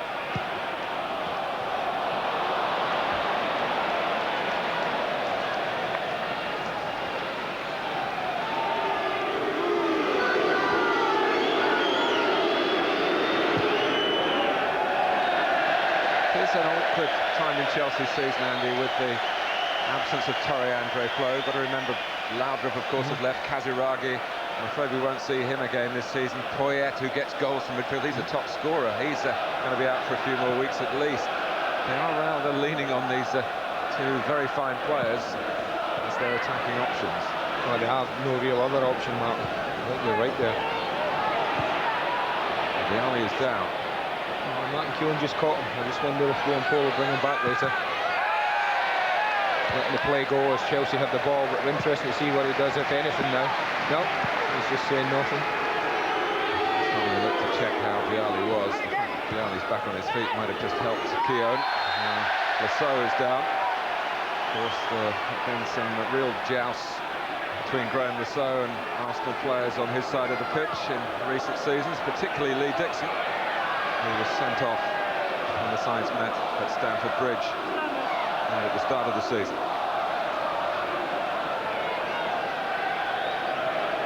Chelsea have a free kick.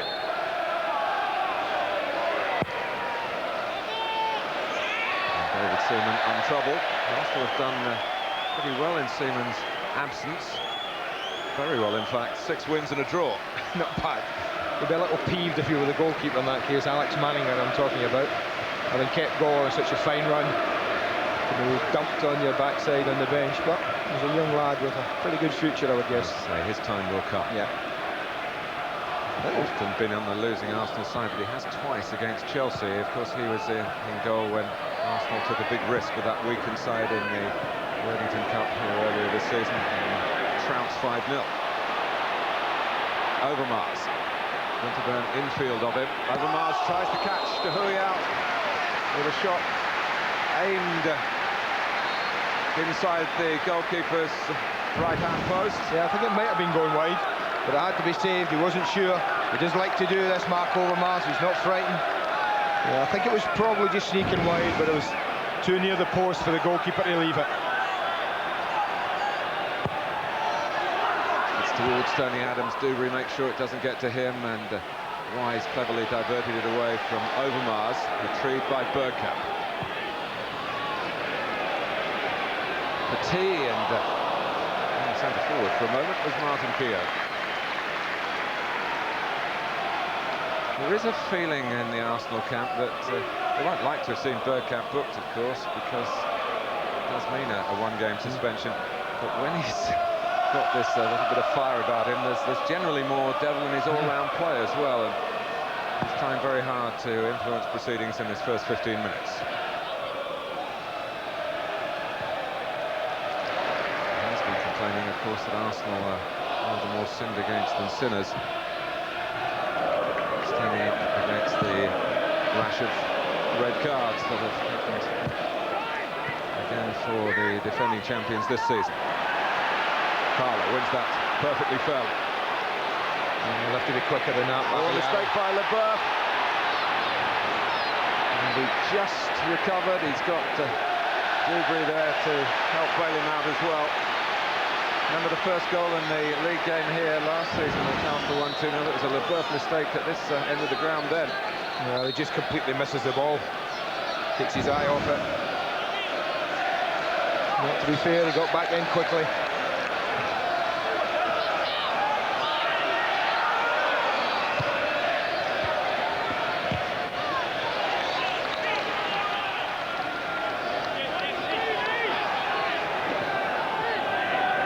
Guard. Quite the sort of supply that Anelka can really thrive on. Yeah, it's a fighting ball. Fighting ball.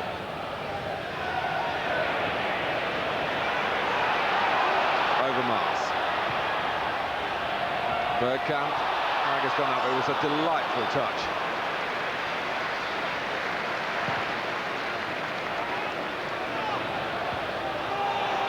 it's Vialli who's offside this time.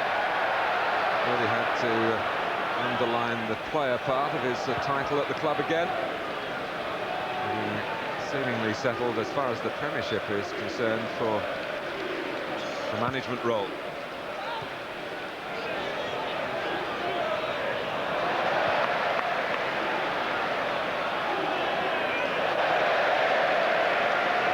The gallery. Petit, back heel.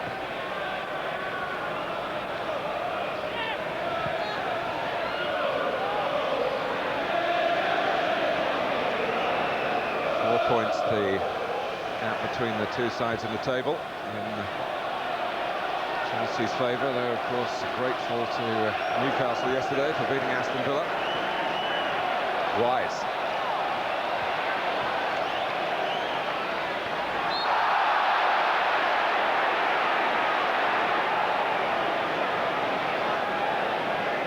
Wise has got a strapped hand after falling in training and spraining some fingers.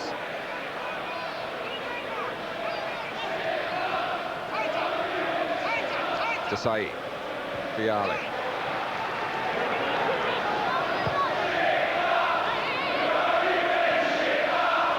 Well, any team that wins this today, Martin's going to have to earn it. You can see both the determination on both sides not to give anything away defensively. They're both very well organised. Chelsea as well, as I've seen them for many a year. They'll do nothing gained easily. Bergkamp. Setting off, Dixon aware of that. Dennis Bergkamp was a long way from the proceedings. He was having a word in the end with Graham Poll, whether he felt he was caught late or something else that irritated the Dutchman. Well, that was what it was. He was complaining, I think. Basically, he got booked, I think he was saying earlier, for absolutely very little. And he was saying, wow, what happened there?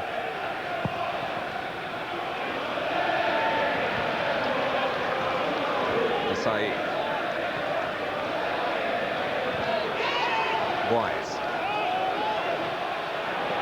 And again, Chelsea prefer to push up and look for offside. That may be a bit of a gamble if they get it right, the service for Anelka. Well, I think when they're that high, that really is a gamble, Martin. There's not a great deal of space between ball and the back four. Look at that, there's only about 30 yards. And when you've got the pace of Anelka, why on earth straight offside? You get that much grass to run into.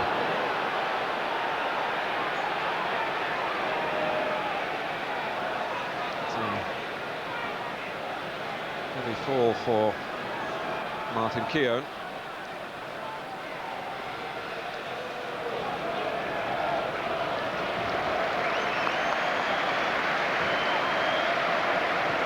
Well, we've got a special for you on Sky Sports 1 tomorrow, featuring the FIFA World Player of the Year Gala, tomorrow at 7. And live football for you on the FA Cup, 4th round replay, Tottenham against Wimbledon. Got to be played to a finish, can't be a draw this time, even if penalties are involved in the end.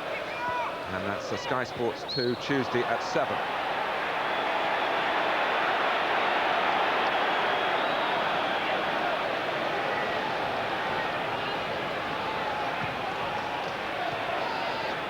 We should be keeping a tackle count on this game.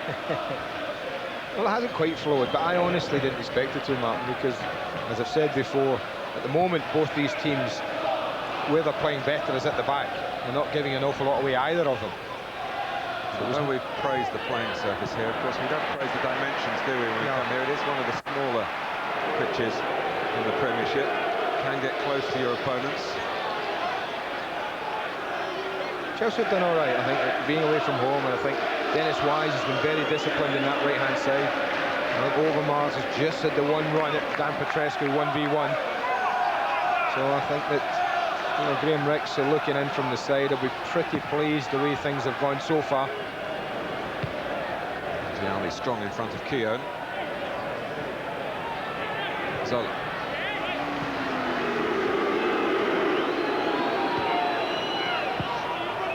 So looking to combine with Babayaro.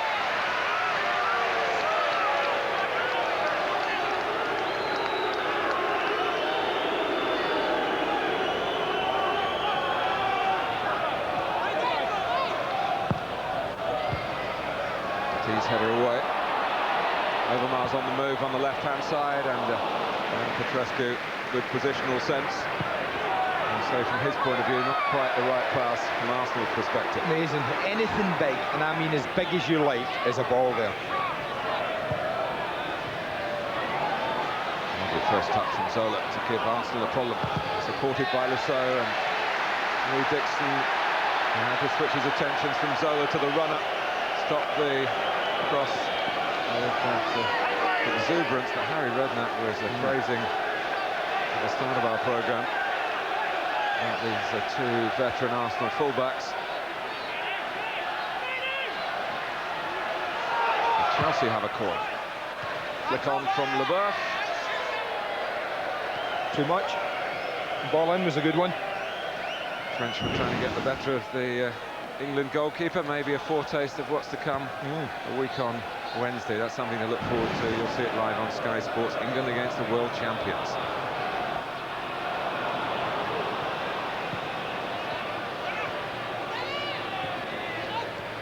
Vialli.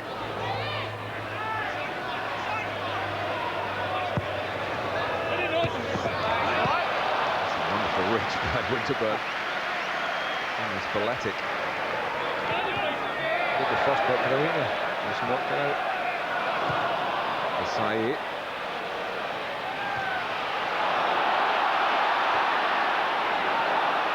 Overmars.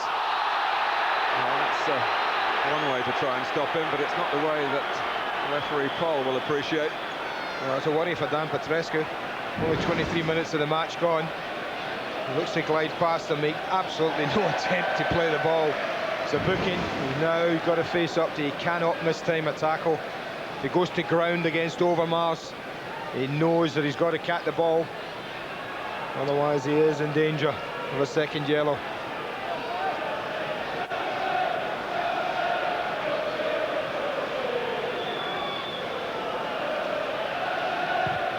Winterburn with the free kick.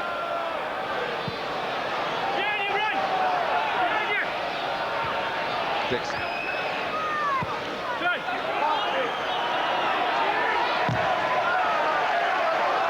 And so another will be looking forward to the announcement of the England squad, I'm sure.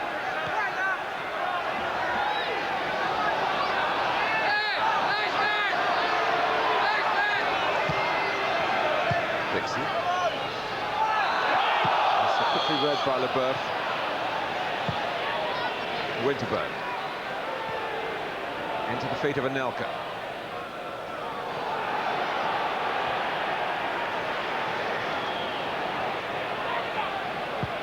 Overmars.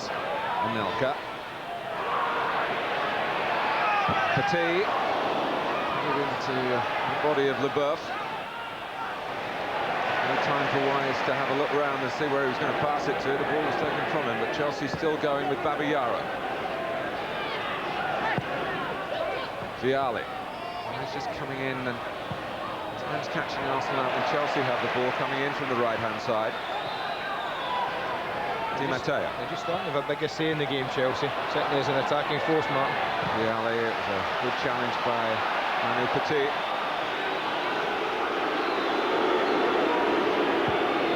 Lasso's cross, just too high for Gianluca Vialli.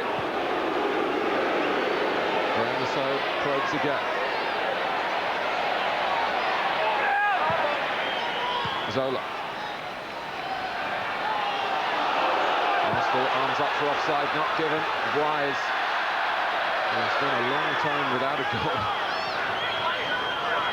Another tentative header, and then the flag has gone up.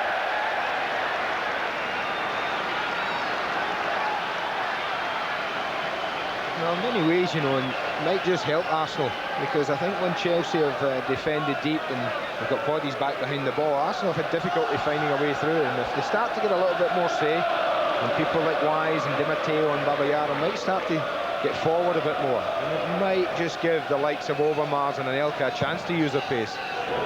It really is a very even game, Martin. So hard to call this one today. As you think back to the big games for Chelsea away from home, we were at Old Trafford when they really passed the ball superbly as the away side. A little bit more room to do that there.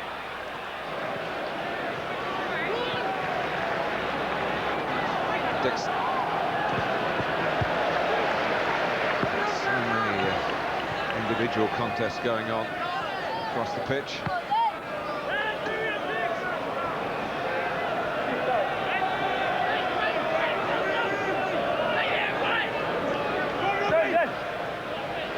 Bergkamp.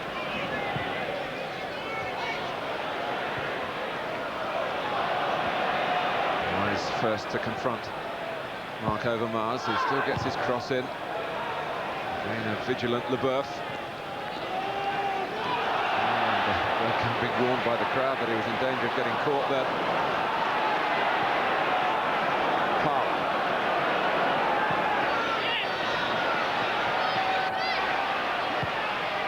Anelka, it was Dixon popping up in there and catching Chelsea out. Cross a bit too strong from Ray Parlour, retrieved by Bergkamp.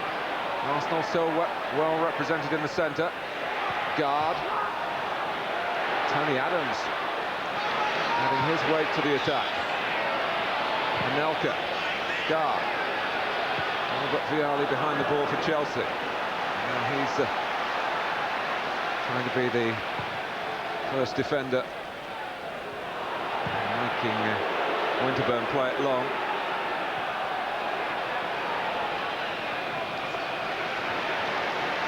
There was a decent bit of pressure from Arsenal. The chance came from Parlour. He had a good opportunity to play a ball in, Martin, where under no pressure, just overhit his cross.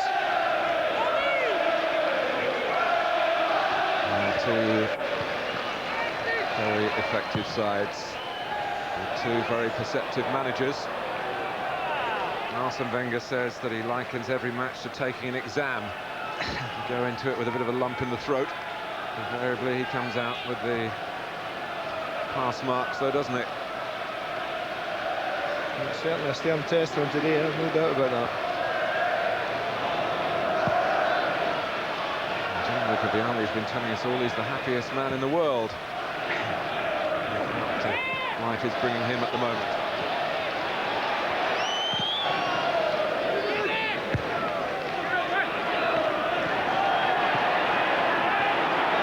Desai. Well read by Petit. So deciding to use Defoe. Didn't quite get his body shape right for the kick, but hoisted it forward effectively enough.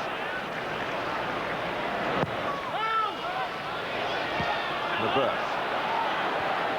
Absolutely nothing in this game. So we come towards the half-hour mark.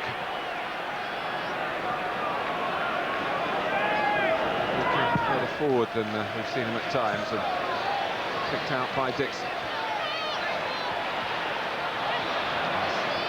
Mateo who made the first ineffective challenge. Desai. Eyes knew Winterburn was coming. Overmars trying to make some space where there is very little. And again the presence of an extra Arsenal player just pitching Chelsea out. It was Adams that time, dropping up where he might not have been expected to be.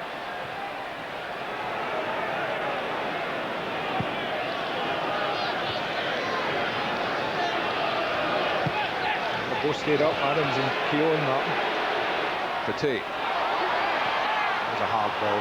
There was an opportunity for Petit to play it wide to Overmars, free on the left. The better angle for the cross. No, emphasise your point, Andy. The two centre-backs, as that went forward, were the two nominal full-backs. Dixon and Winterburn to fill in the centre, because Arsenal's desire to turn this their way and close the gap Chelsea have on them, epitomised by the attempts of Adams and Keown to press on a moment or two ago.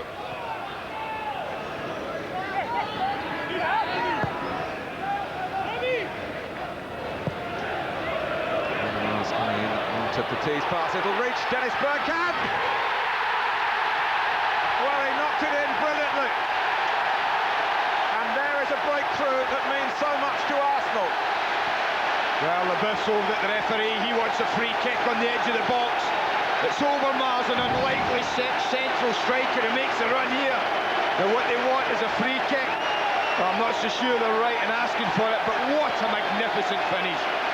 When it drops to Bergkamp, opens himself out. Ah, well, it didn't look like he was ever going to miss it, Martin. He looked assured, he looked confident. He gave the goalkeeper no chance. Arsene Wenger, who likes to keep things very much under control on the bench, but expressing the emotion that is so prevalent for Arsenal at the moment. Chelsea having a fantastic season, beaten only once in the league, and that was on the opening day of the season, and that was really only down to their sloppy opening 15 minutes of the season at Coventry.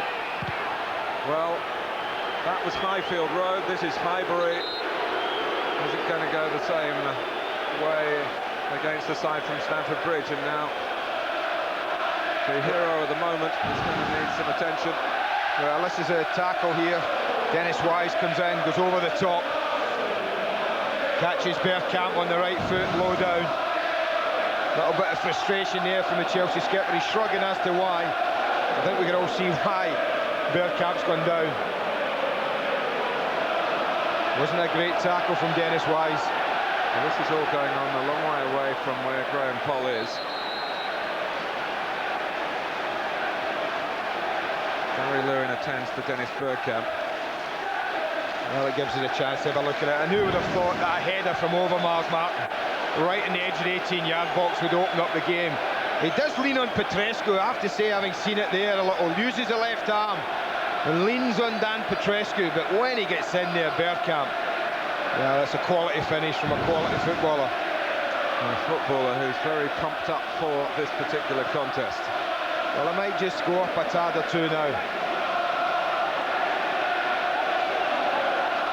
The game was getting played very comfortable. Petrescu was talking to the referee, presumably about the incident a second or two before. Bergkamp guided the ball in brilliantly.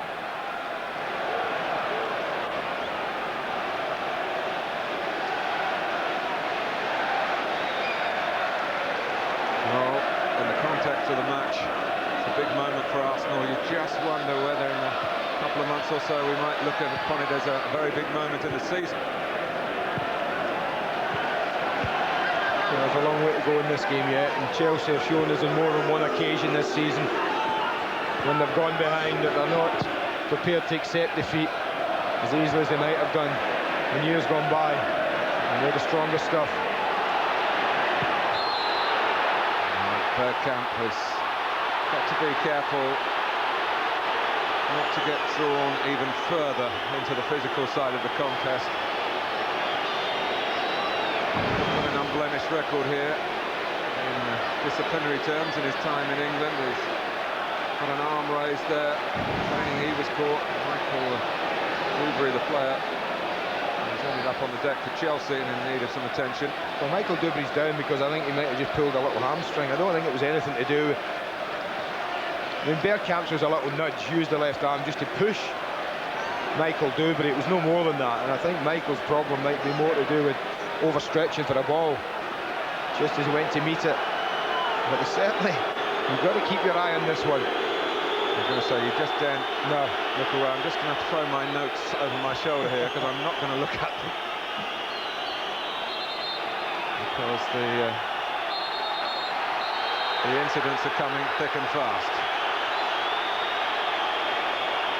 And John Terry, highly rated at Chelsea, had a taste or two of the first team in recent weeks.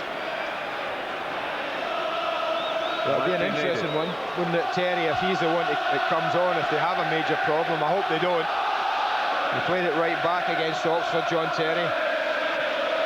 Well, this is the incident. I think as the ball drops there, Martin, I don't know whether he's just overstretched, but you can see Bergkamp, it's a push there. And he immediately reaches for the left hamstring, Michael Dubry. Which might suggest that he just overstretched. Sometimes when you miss a ball like that, you don't make contact with it. So you don't think it was as a result of the push? It might have been. I mean, we don't know when it happened. It might have been. Wise. Well, this is a real test of temperament as much as anything else at the moment. But Arsenal have got the goal and they've got the bit between their teeth. Anelka. Dixon has covered the ground again. Dewberry still being checked out on the stretcher, but still on the track. Well, it's discipline for Arsenal at the moment until Michael Dewberry, the decision is made one way or the other. He's struggling. He's struggling. The change is going to be made. It's the hamstring, the left hamstring that's gone. Zola. Wise. He played at full throttle by Chelsea, such is the Arsenal pressure. Now it's a time for cool heads for Chelsea. Everyone in a blue shirt needs one. I'll extend that, Andy, to say it's time for cool heads in both teams, really, because Arsenal could throw away a promising position here if they get embroiled in anything too rash. It's a familiar scoreline, this, over the last few weeks for Arsenal.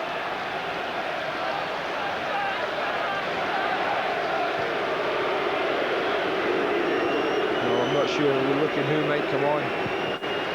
Goldbeck looks to be stripping down. That would suggest to me that Desailly will stay where he is now at the moment, Martin, and that's in the centre of the defence alongside Frank Leboeuf. They have the World Cup winning partnership right in the heart of the defence here now for them.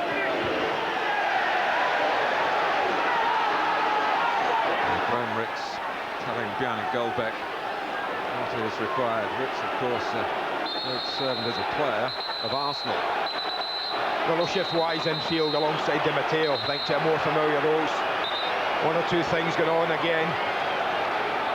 Vialli and Keown, I think.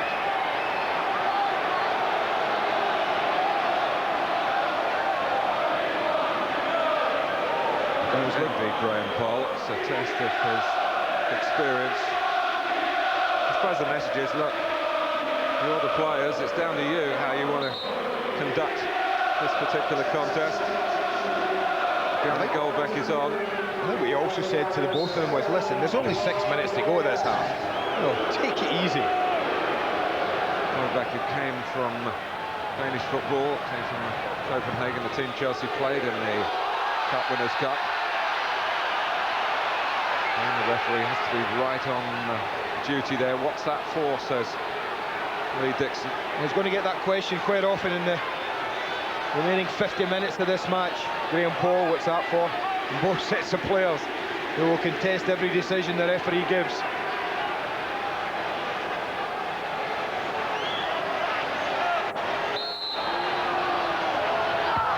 So takes the free kick that Arsenal complained about. And there's some shoving by Vialli, so they've wasted any promise in the situation. Not that he was going to make contact with the ball.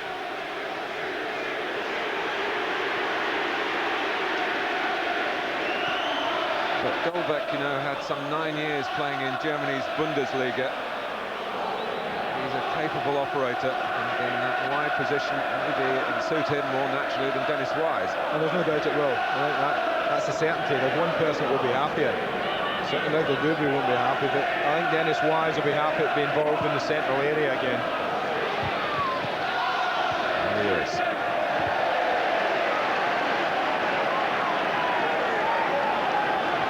It's particularly a test.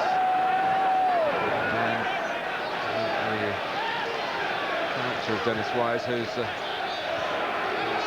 let himself down a few times already this season, and one thing the disciplinary procedure does do, it punishes you with each successive offence. I think he'd get 3 games plus if he was sent off again. 3 games from the tally of red cards that he's had already. Well, one of them was pre-season, but in the last few months.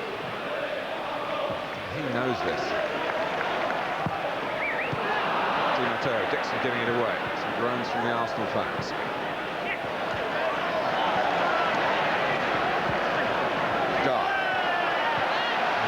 Through some challenges there effectively for Arsenal. Parlour have gone up, Chelsea have got the ball. Flag goes down. Well, and why not? And the good decisions on the lines when he put it up, the referee didn't see it, he saw Chelsea with the ball, took it straight down again. It's a decision that has helped Chelsea. It's a moment of overconfidence there from Tony Adams that gave the ball straight to Vialli. His cross dealt with by Arsenal. They've got the outlet of Overmars if Chelsea push on too much. Bergkamp.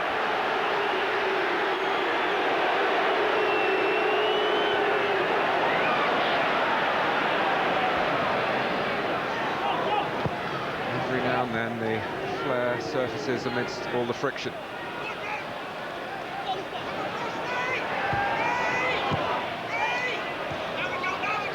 Goldback.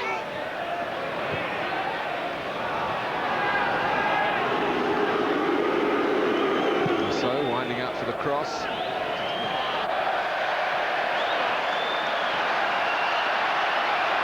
As he looks at the referee, I think more in hope than expectation. Vialli and Zola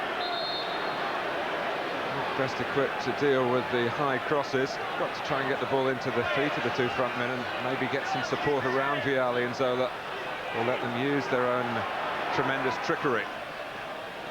Going to sprint in behind Arsenal, you feel, and they're not going to win the headers. No, certainly not when it's tossed up. I mean, a decent ball in, fizzed in at head height, and you might fancy Vialli to get in front of a centre-back.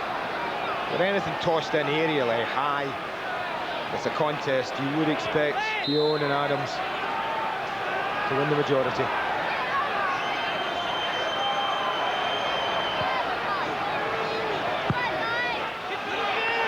That's blocked by David Seaman. There's a little bit of a challenge there by LeBeuf. That was nothing sinister. I mean, he just jumps up in front of the goalkeeper, just obstructed him and clearing it. You watch the number 5. Seaman didn't like it. Well, he didn't kick it very well. That's probably what.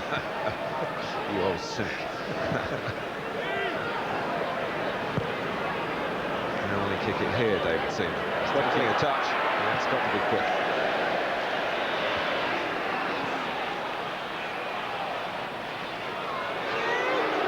So, well, the ball certainly struck Clouseau's hand, not intentionally, ruled the referee.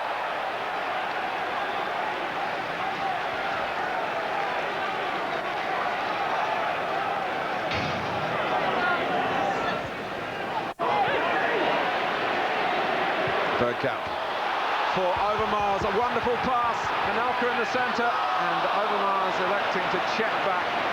Should have played him. You're absolutely right, he should have played him, Martin.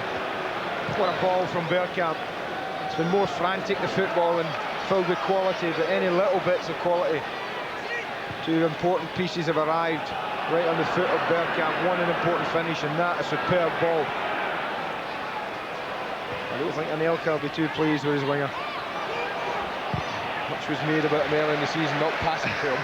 Yes. I really think Mark Overmars should really have just fizzed it across.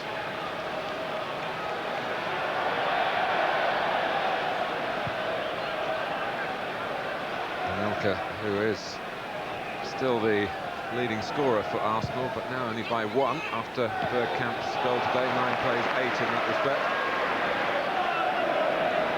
Guard.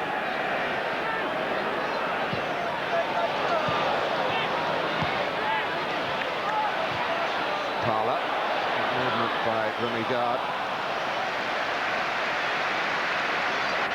Almost half-time here, and the same at the Valley, where Manchester United are in action. No goals there, so Charlton, so far, looking well enough for that daunting task.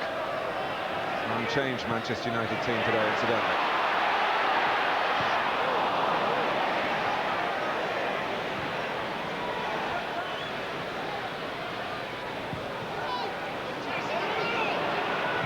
Wise. One thing you know about Vialli, he's brilliant at working the positions. He's an artful dodger up front, and if they switch off for a second, Arsenal, they could be unhinged. Well, I think when you see him now at 34, Mark, you imagine when he had that little bit extra pace in his mid to late 20s, what a handful he must have been. What he still has is fantastic body strength.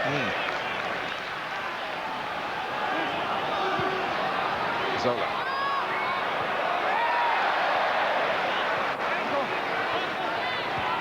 Zola again. Down Petrescu. A chance to venture forward.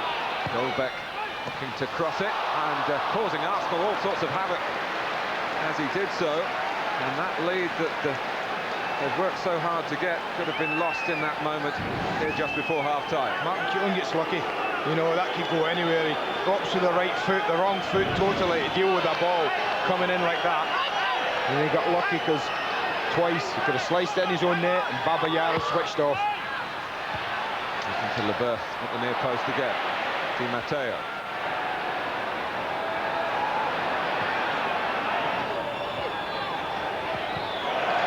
That was a kind of ball though, if you're wide, that you've got to feed in. And then Goldbeck fed in the perfect ball, low in front of Keown, difficult to deal with. Rousseau. Good pressure here by Arsenal, but Chelsea the better of it. Vialli. Came Adams, Babayaro getting it to Petrescu. Oh, the flag went up. It was close again, Martin. Another look, that one. Yeah, Martin Keown, the 14 right in the middle. He did step up, but they've got a pretty good line. Linesman's right in line with it. Couldn't have been better positioned. A couple of yards. Credit to Phil Sharp on the far side.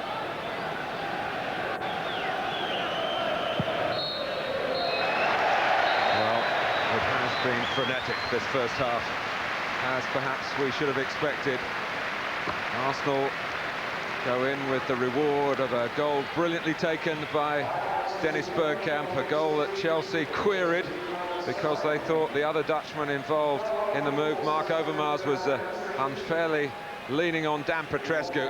Nothing given, and the opportunity superbly taken. Bergkamp also booked. That's a black mark for Arsenal, but they lead Chelsea 1-0 at Highbury at the break.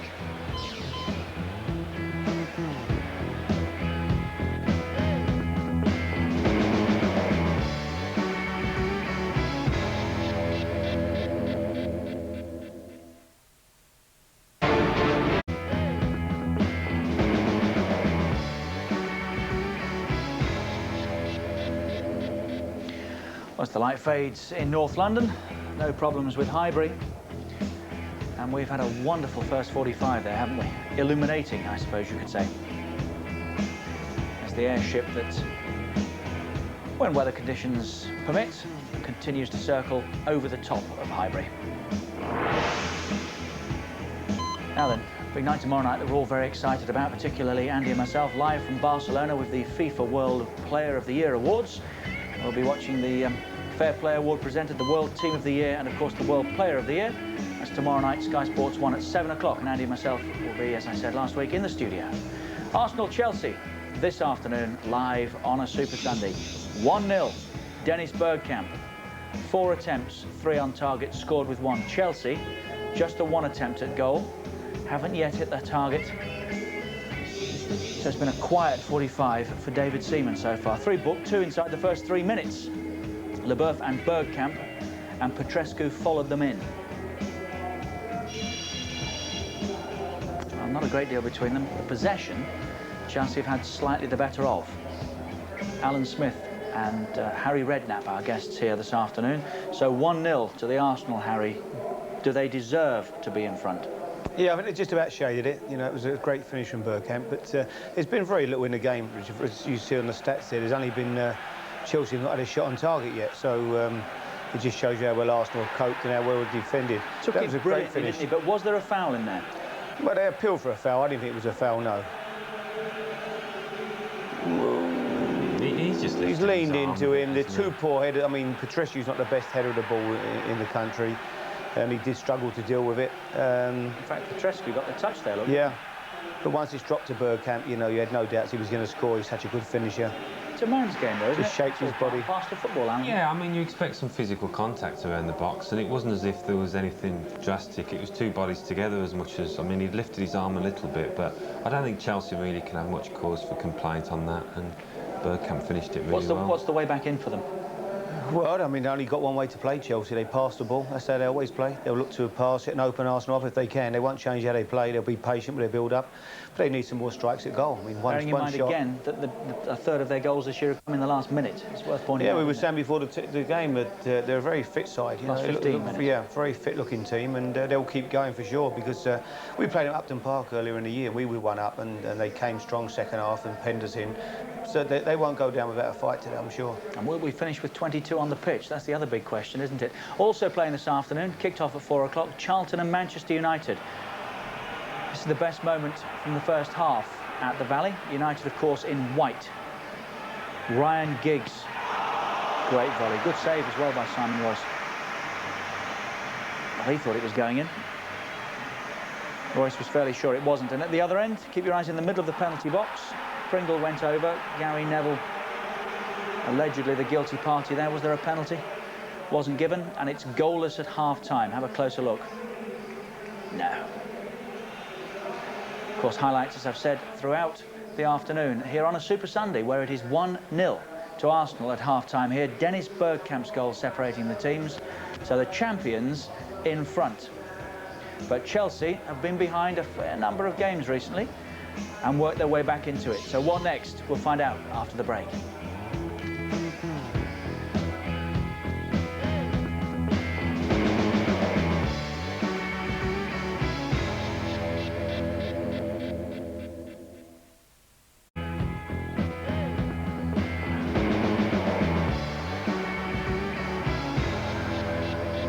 More live football tonight over on Sky Sports 3 from the Scottish Premier League at Celtic against St Johnstone, and that starts at 6 o'clock on 3. And on Tuesday night, we're off to White Hart Lane for Tottenham and Wimbledon. Again, the FA Cup 4th round replay. Sky Sports 2, Tuesday at 7. It's been an official complaint, we hear, from Arsenal, from their physio Gary Lewin, about that. We joined it late, but it was a late challenge from Dennis Wise about half an hour into that game. But very nearly caused some serious damage and might have done, Alan Smith. We don't want to see that, do we? We don't, no. I mean, that was a challenge where you could see Dennis Wise had no eye on the ball at all. He just went over the top on Bergkamp. And who has been the difference, it has to be said. Yes, I think when you've got Dennis Bergkamp playing well, Arsenal are playing well, and they miss him when he's not there. But it's certainly been a lively game. There's been a few tackles flying in. Just enough time in a very frantic 45 minutes, Harry, to always do something that matters, hasn't he? That's the difference. He is top class. I mean, and that's a great finish. He's just shaped his body and bent it in the far corner. As I say, when you saw him getting onto the ball, you know, you almost knew that he'd score. Such a good finisher. Yeah, he's confident, wasn't he? So confident. Tremendous player. He looks in the mood, doesn't he? You know, and as Martin Tyler said, when he's putting himself about, that's when you know he's in the mood. And he's got a bit of a nasty streak in him, which is good as a striker. And he certainly looks up for it today. You didn't have that, did you? No, well, I wasn't in Bergkamp's class. That's the trouble. But he certainly looks up for it, and it's got to be a good sign for Arsenal for the remainder of the season if he can. 1-0 they lead. Let's read John Andy Gray and Martin Tyler. Thanks, Richard. Well, the ambitions of both clubs have really sharpened the rivalry. It's not just that it's a London derby. They're both seeking the same silverware.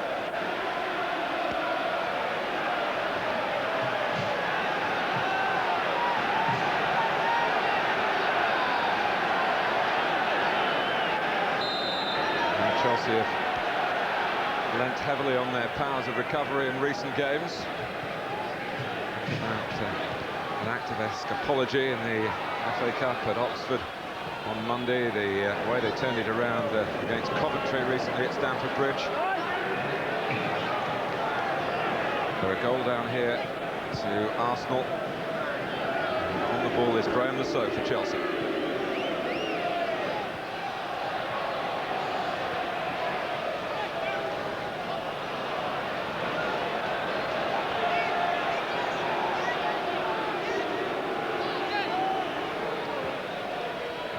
Matteo.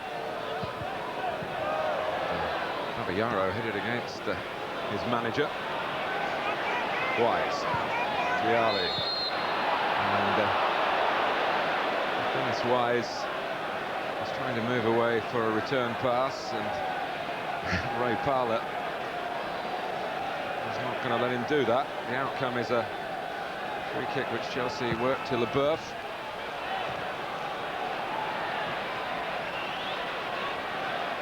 Petrescu.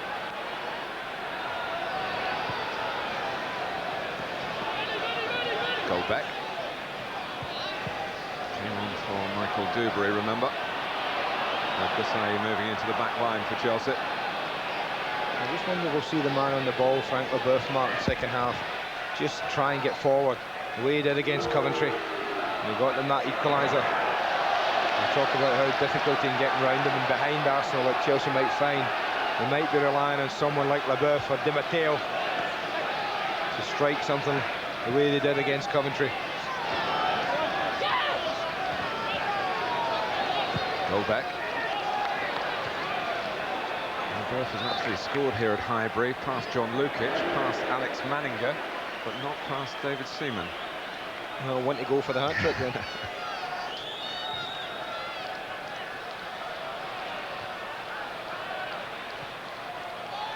Wise. Down by Vialli. Goldbeck. Seaman started to come. Martin Keown decided the ball was there for him to clear. No great post-mortem between the two Arsenal men. In fact, David Seaman gave Martin Keown the thumbs up for taking the responsibility. Well, as an example, if you're not sure as a central defender, then you clear it and then you talk about it later. You don't let it go and a goal scored and then say, well, you shouted. No, you did the right thing. They started positively, Chelsea, trying to take the game to Arsenal. But as I've said, I think if they do that and they do start to commit men forward, and Overmars, who just kind of hangs half and half on this left-hand side, never much asked of him defensively, and Anelka really have got the pace to hurt teams in the break. Bergkamp can't get it back again, does. Anelka can't keep the flow in that particular Arsenal attack. Di Matteo.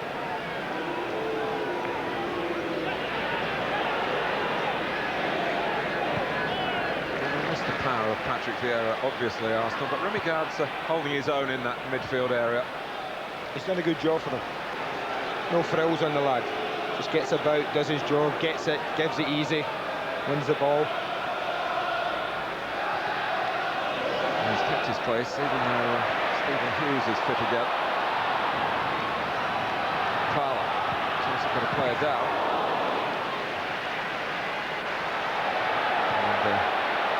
The game goes on. Leboeuf is back on his feet. Others are filled in the centre, including that big centre-back Dennis Wise, who was alongside Desailly. But it was a responsible piece of work from Wise, because Frank Leboeuf was sitting it out for a moment or two. I think he lost his boot, and that was his problem. Not going to put it back on now. I have to say, in a circumstance like that, I tended to have picked it up and got on with it with one boot until the ball was dead. He was obviously confident his defenders could deal with it.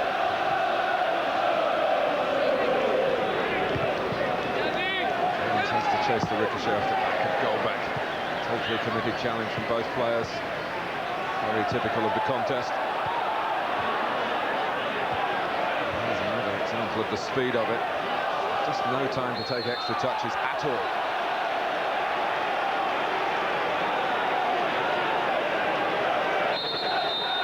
Free kick to Chelsea. Leboeuf started to move up to get alongside Vialli, but to put the brakes on. I have to say, Martin, I can't say I'm surprised. I'm not surprised. We're not blessed with the biggest team in the world. We've talked about that. The two biggest players stayed back. It's Bergkamp. Goalkeeper's done very well, kept Chelsea in it. Really incisive move from Arsenal. Well, you'd bet your money on him, wouldn't you? In the back of a goal. In the back of a decent first half from him. And here's Babayaro's pass for Roberto Di Matteo. Well, that's more like it. That's the kind of football we hoped we'd see. Flowing from end to end. Quick corner from Chelsea. And the space here for Frank Leboeuf. Bergkamp getting back at him.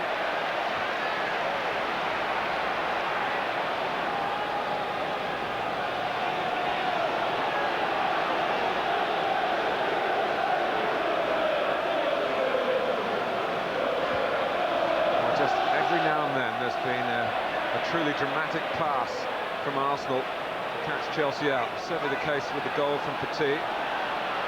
Bergkamp got Overmars in a great position in the first half, and it was Bergkamp himself who was put in the clear a moment or two ago. Here's Goldbeck.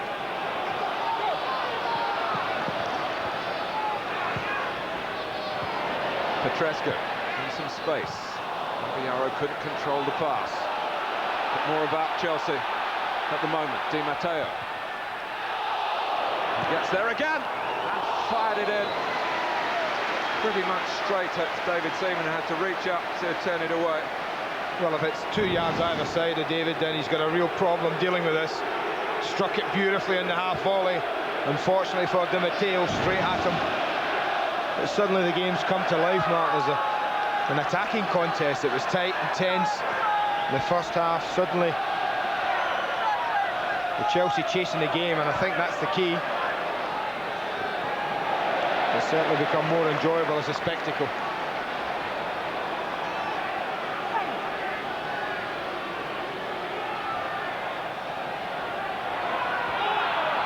Zola.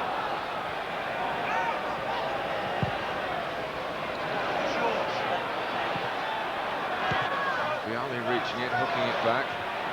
Coolly down by guard. That was a great ball. Oh, and Overmars could have put Anelka away the first time. He gets the ball to him now, but Chelsea have regrouped. Oh, Goldbeck was going for the ball, but I don't think he got too much of it, and he's going to get the booking for it. Much of that was down to the quality of Anelka. Quality and speed. He is so quick. He just reaches this before Goldbeck. I think it's always unlucky to get a yellow card for that. But the Bergkamp chance, I talked about their ability to get over the top, and once he's here, he overruns it. He takes one touch in it, Dennis, and then suddenly, whether the ball checked Martin, he just overran it, and it got between his feet, gave Ed De Hoy a chance to get out and get something on it.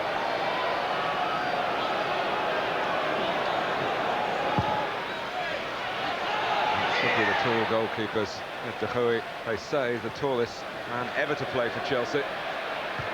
Was he taller than Mickey Droy? Yes, I was joking. He was huge. I would say would be a lot heavier. In fact, Ed De Hoy's lost a lot of weight, and that's reflected in a very fine season that he's having for Chelsea. Looking for the Dane Bjarne Goldbeck. Look at players the way they're hunting. Both sides have done this very well. Press the team that's had possession. First class example of, you know, the speed you have to deal with the ball at this level. And it's just worth saying, because of that closing down and the endeavour that goes into it, a lot of these contacts are not real malice, they're just mistimings. That's Runigard, but he's a long way off target. And that's been the main difference as an attacking team is exactly what I talked about right at the beginning. Arsenal threatened because they've had the pace to get in behind, Martin. And I really think that Chelsea have not had that luxury. I don't enjoy that luxury. They really have to play their way in, Chelsea, in. Against a team like Arsenal who gets set with good protection in front of the back four, you've got to be so precise. Use of the head from Overmars as it was with the goal. Tidied up by Leboeuf and Desailly, but Goldbeck closed down by Winterburn, who was well up the pitch.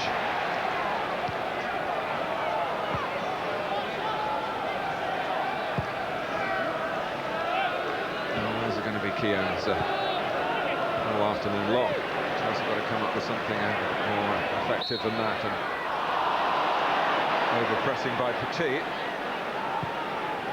have been signs in the second half of Babayaro wanting to get up with the front men as he is now. Well, somebody needs to. I mean, that's the thing. Wisey and Di Matteo won't make too many blistering runs past the front two. Babayaro, maybe the quickest of the midfield quartet, but no one as quick as this man. Mark Overmars for Arsenal. Three in the centre in red and white. Diving header by Leboeuf. Overmars again. And big games get the big names going, don't they? Certainly, we've seen Overmars in matches earlier in the season. He was animated in his play, as he has been today. I think what's been disappointing, the twice he's got through in this half, he's delivered poor crosses, and he's really not been under pressure. Winterberg. Petit is such a marvellous user of the ball from midfield.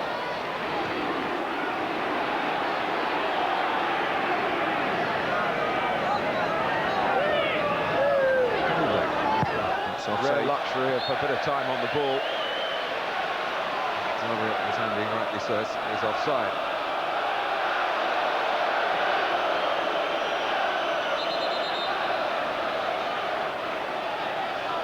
Well, it's a real contest to stir the blood on a bitterly cold afternoon.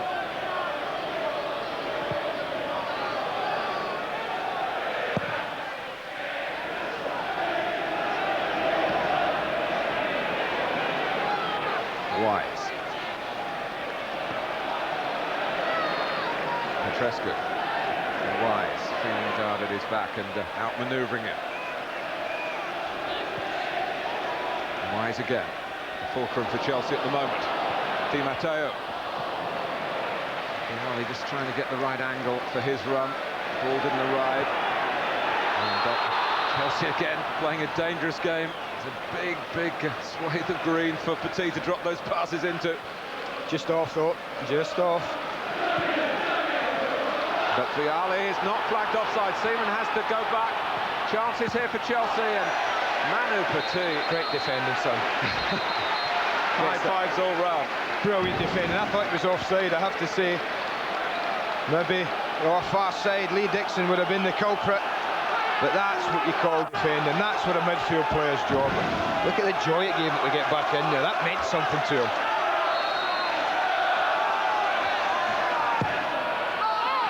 And it's Petit's head gets to Zola's corner. Up in the air from Gar.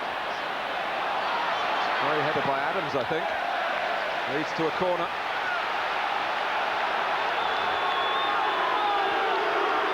Well, Manu Petit played many games for France as a defender. Before really having a second life as a midfield man.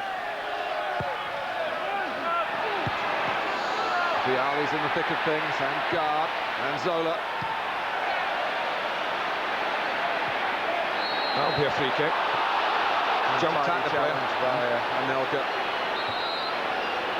Good pressure from Chelsea. They managed to sustain it. Arsenal look there. They're throwing men and bodies around. Well, we can talk about fitness, but that tends to even itself out. There's real fire in the Chelsea bellies. That's so important. Their results this season show that you cannot put together such a consistent run without a great competitive spirit. Petit managed to defend again a little nervily that time. Just gone up where the Chelsea back line were. Can't go much further forward without going in across the halfway line, and then all bets are off as far as offside is concerned. Well, if they're going to hold that high, it really is a game now. Wise. A lot of players forward for Chelsea. A goal down. Goal expertly scored by Bergkamp. Dan Petrescu. This is a tremendous response by Chelsea. It's their best spell of the game. That's Zola's header on. We've had an hour at Highbury. Arsenal 1, Chelsea 0. Well, it's just kicked up a gear, the match. Chelsea starting to commit players forward.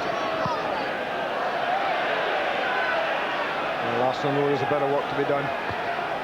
Love the cushion of the second goal. Overmars. Bergkamp waiting far post.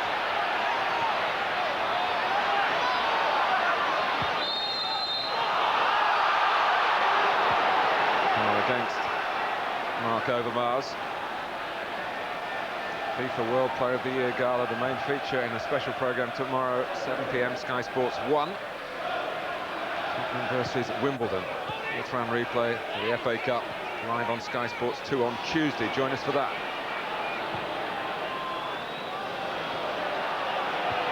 Goldbeck.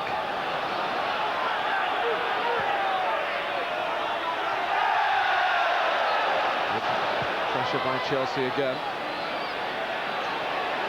Great response second half. Full credit to the lads in blue out there. They really have up to pace in their game. Asking questions as Arsenal at the back. They're taking a little chance, we know that, but they have to. They're very proud of this record. Chelsea players, 21 games without defeat. Wise. Well, Vialli trying to hold a position there. Bergkamp was back defending. Parler pushing on. He's only got Anelka ahead of him. And Cole tells him to get up. He's going to let the game go on. Baba Yara now at centre forward, Martin. They really are taking a chance. Back wide right. Abiyara. Zola. And Berth trying to get in on the act. Well, it shows you what a good response this is. Majority of the action taking place in Arsenal's defensive third. Flag has gone up. I tend to say that these days because if you say it's offside, up comes the replay to show that it shouldn't have been. But Vialli's seen as the culprit by the assistant on this near side. No, they're taking their time, Arsenal. It's just a little breather. David Seaman taking it easy.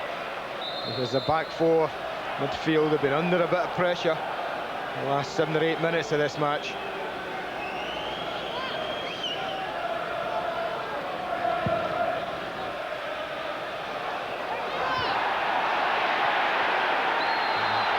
Complaining again, but he wasn't going to get the free kick. It was Parler who was dumped down when Graham Poll finally blew the whistle. And this is the Argentina World Cup player Nelson Vivas. Oh, I don't see any player they've got a problem with, Martin. It's Chelsea they've got a problem with. It's a corner. His free kick, asking a question or two of Frank Leboeuf. He almost knocks it on Tony Adams' head. Any less on it, he would have done.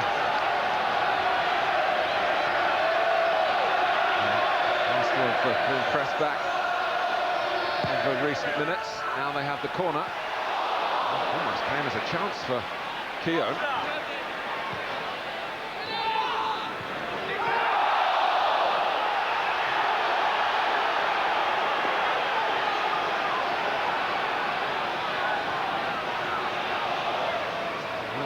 Whether Vivas might be required to shore things up in midfield. He's a very versatile player.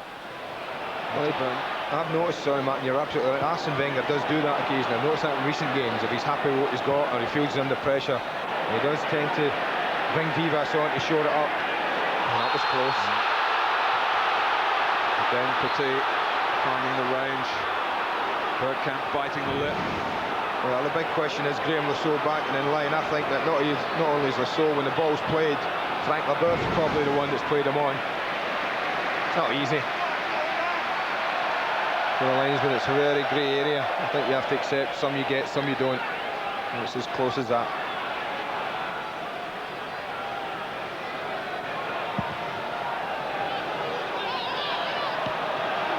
Lasso. Guard. That's rather wasteful for Arsenal.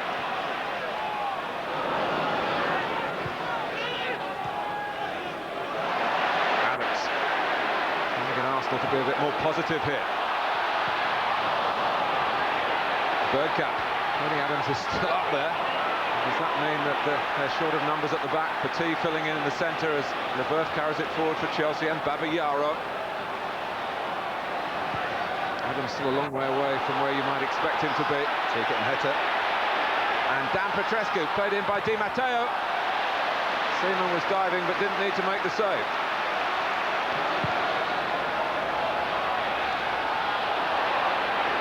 Babayaro. Zola.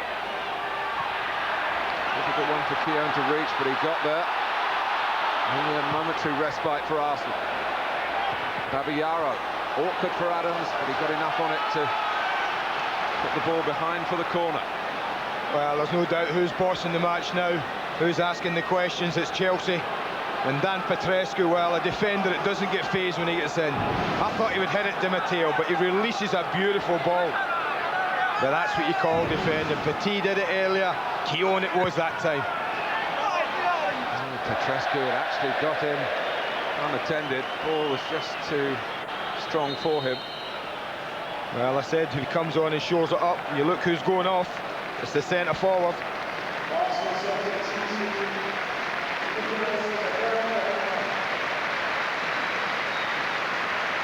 So the teenager is taken off. Bergkamp will go further forward. A tactical change. Will Overmars play through the middle and give the pace there? Possibly. I think he's got to. I think they're worrying about him getting it wide. If you noticed when Di Matteo slipped Petrescu through there, Martin, there was nowhere to be seen Overmars. I talked about his lack of defensive responsibility. But now they can take that away from him completely and say to Vivas, now that's your responsibility. Left side. In defend Winterburn. Yeah. It was all snarl, wasn't it, in the first half, despite the only goal of the game so far coming in that period. But there's been a real flow to the second half in which Chelsea have contributed. Then the fans are hollering at the referee for a handball. Bergkamp giving Chelsea an awkward moment.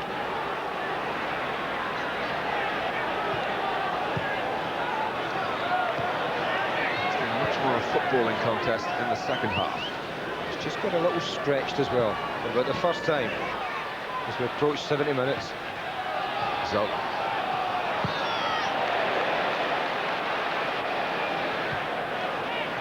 Petit.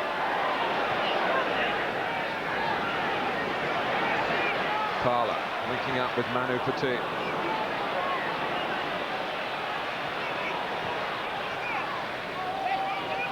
Vialli.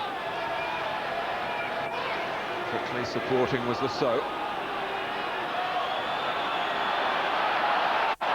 Anxiety amongst the Arsenal fans as Chelsea passed the ball well again.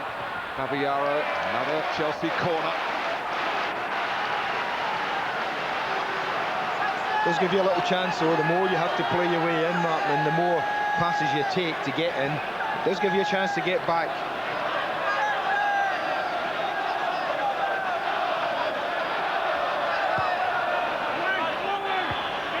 Petit's header.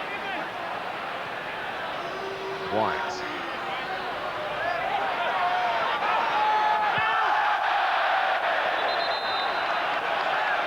Paul just checking along the touchline to see whether the flag had gone up, the ball being out of play, which it had done. Well, it's time to box them in. They've gone a little bit sloppy there from the throw. You've got a team in the corner, the idea is to keep them there.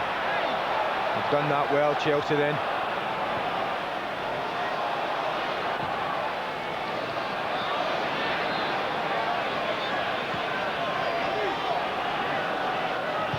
The league leaders at the start of play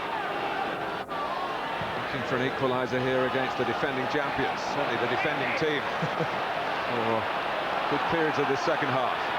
But Parla using the pace, or trying to use the pace of Overmars on the counter-attack.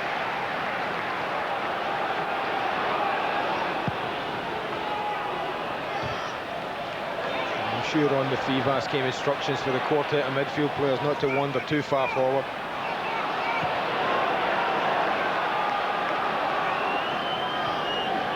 Wise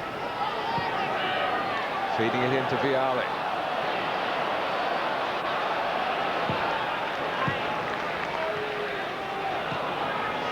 Guard. Mars can't get away. Got a piece of Babiaro as well as the ball. That all happened so quickly. So got to look at the pace. No one, anything in that centre area. It's just contested as soon as it's with you. Wise. Able to find a perceptive ball into the feet of those further forward.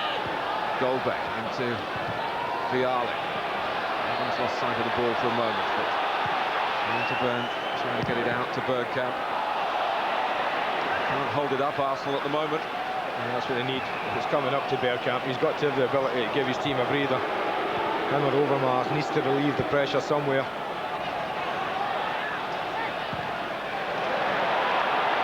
Can Chelsea, the team that made a real habit of scoring late goals, get another one here in very important circumstances at Highbury? Arsenal stand firm.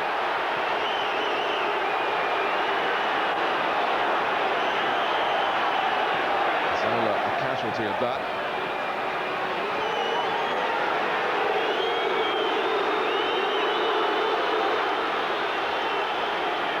I think Arsenal are quite happy he took it out, Martin. If I'm honest. He's not happy, Gianfranco Zola.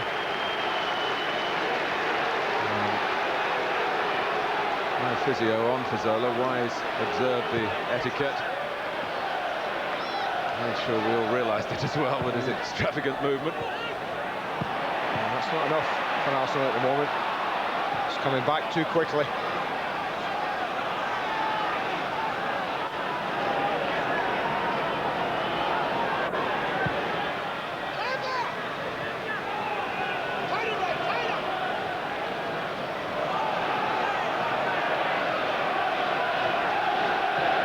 Desai.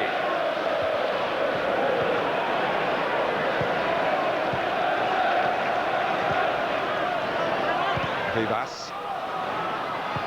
Fatigue. Held well by Bergkamp. Holds off Desai, but just challenged by Di Matteo, putting off the pass that was aimed for Overmars. Well, it was probably a booking. Free kick. He looked surprised, Keown, but having given the free kick, the yellow card following was, well, inevitable. Doesn't get the ball. Just back from a suspension, Martin Keown. In disciplinary strife again. Well, it's 8 games now for Zola without scoring since he scored at Old Trafford.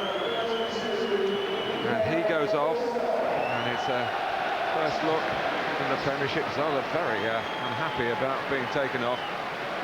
The experienced man giving way to 17-year-old Mikhail Forsell, signed from HJK Helsinki, actually born in Germany, brought up in Finland, played in the Champions League this season for his previous club, and well, Melkarov, now Overmars goes.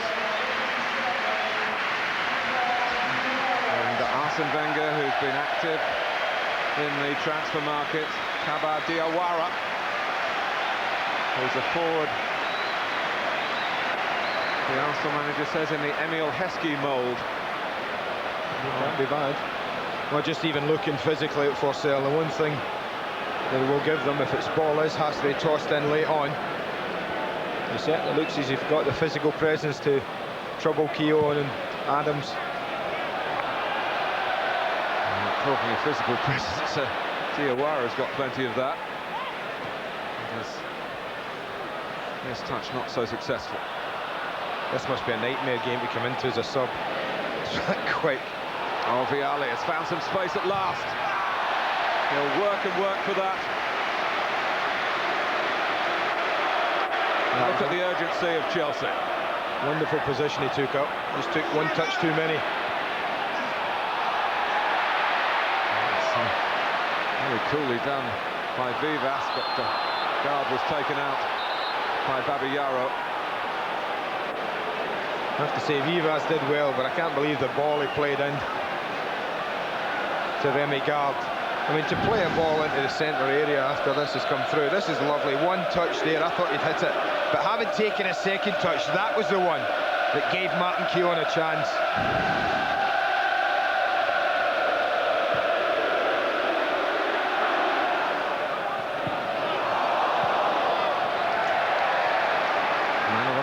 Your vote, 0660 11 2233.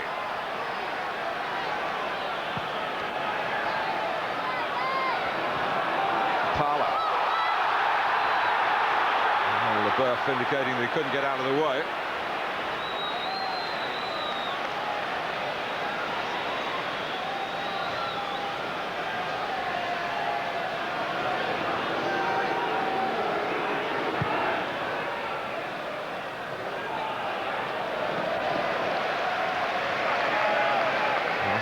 to take their time when they can. There are 12 minutes left at the Valley, and it's still Charlton Athletic 0, Manchester United 0.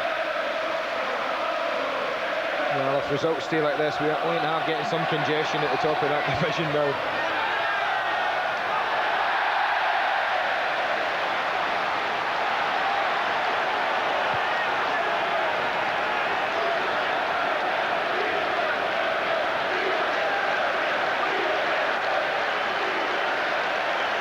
Arsenal take their time again.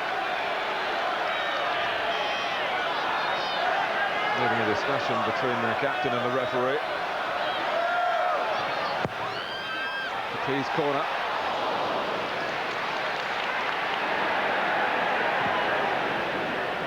Lee Dixon, the defender. Guard. Chelsea pushing out, and Vialli's offside. Dennis Wise wasn't either. Pity. I don't think Dennis is off as this gets played back in. He's not. If Vialli chooses to come out and leave it alone, then Dennis Wise might just have gone in on goal. Di Matteo.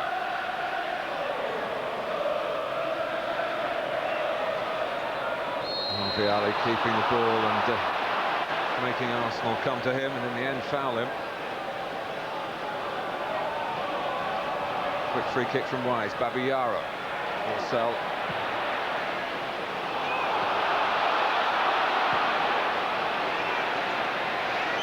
Well, if there's one thing this Arsenal team know, certainly the back four and goalkeeper in particular, Mark, know to do better than any team, it's how to defend a 1-0. A classic example here. There's a bit to go, but they've given a great example second half of what's needed to defend a lead like this against a good side. Chelsea are a good side. To have a word with LeBert, who of course was booked early in the game. And it is just a calming word. He looked back at Frank LeBert, but not in anger. Graham Poll.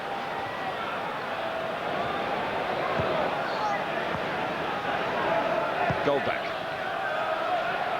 Coming towards the last 10 minutes.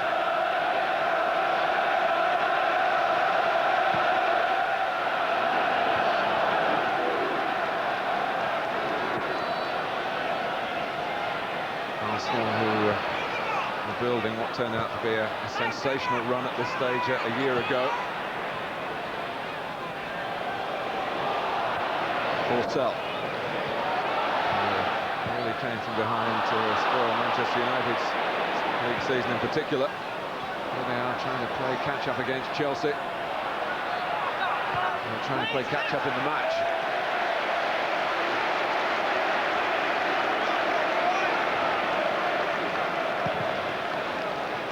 Goodness. Yeah, it's incredible. Twice as much of the ball almost as the home side. Diawara did well.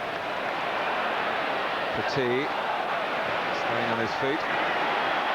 Arsenal staying in front. Vivas. Diawara, who's just had a couple of days training. And Arsene Wenger having a punt really in the transfer market to make sure he's got sufficient bodies, and of course there's a lot of pressure, maybe media pressure more than anything else, on Chelsea to do the same with their shortage of forwards. I'm sure they're biding their time and they have their targets. They're trying to keep that quiet. Well, I can't fault Chelsea's second half, Martin. I think this type of performance would have been enough to get them back in against most other teams. It's good work by Forcell and by Wise, but Vialli is denied by the flag. What happened after that and the whistle is academic. Would have been an interesting decision, wouldn't it? It would. After that, but he does just wander. You can see he's a yard offside. Again, that Arsenal line. Look at the arms go up. Just straight a yard. Hasn't scored a Premiership goal this season. Still plenty in the Cups. Hasn't played too often in the Premiership. Yeah, he's on his 6th game, I think, in the Premiership for the manager. He's probably played against some pretty good teams as well. He, of course, did play at Coventry on the opening day of the season, and I think marked himself down because of that. It was a long time after that he reappeared again in the Premiership.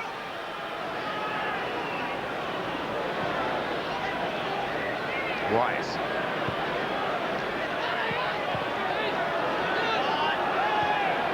Matteo did well, and so too did Vialli. Well, they do hold the line brilliantly. It's been said time and time before, at the risk of sounding boring. But look at how, I don't know, you look in the centre of the pitch. I mean, Martin Keown goes out, and I think as the ball's played, I don't think they are off. But such as the arms go up that makes them off. But this is what's separating them, only this. And only Bergkamp's, I think he started off earlier than Dewberry. And that's what got him in, just in front of the defender. Well, he could have had a second early in the second half, but Arsenal have barely threatened in the second period. But they might do now with Paba Diawara. If he did look up, he wasn't the best of passers. My impression was that he didn't look up. Yeah, I think he just played it to an area. It's not a bad area, normal play, Martin, to play it back there. You expect a midfield player to be arriving. But we know what Arsenal's priority is. It's not to score another, it's just not to give one away. So I think the front two are on their own for much of, well, to be fair, 7 minutes left.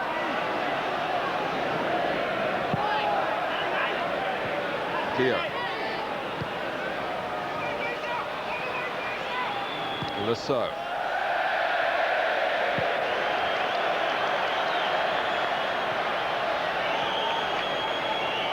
His ears being warmed by the Arsenal fans' reaction to a miscalculation as he tried to get it forward. Space for Wise. He didn't take advantage of it. Fatigue. Needs some help. The same can be said of Dixon. All he's done is just knock it into space, use up a few more seconds.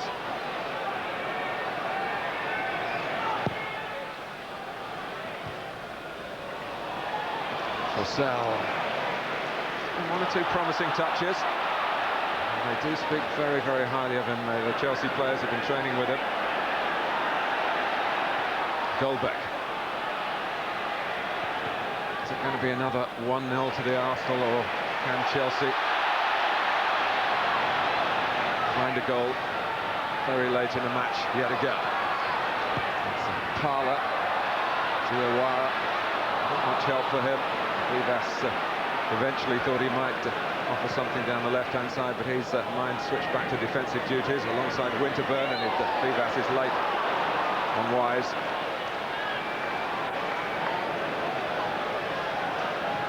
Double 6-0, double 1, double 2, double 3, another reminder of our man of the match number. Difficult one for the viewers today, that. It hasn't been littered with great individual performances.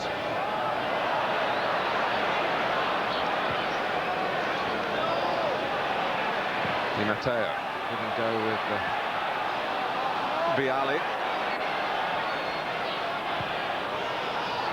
Wise. Di Matteo. Caballero. They're all lined up to defend their Arsenal. And Diawara trying to be one outlet for them. Less than 5 minutes, plus of course stoppage time to come at Highbury. Well, it's been mentioned, they've scored some late goals this season, Chelsea. They're relying on another late one to get them something out of this. That's beautifully played by Petit to Bergkamp. We've seen him do that so often, switch it to his right and try and find an angle for a shot on the bend. So is Desailly. Yes. Good clearance by Dixon. And we've got electronic scoreboards here with the clock counting down, and the Arsenal fans willing every second to pass.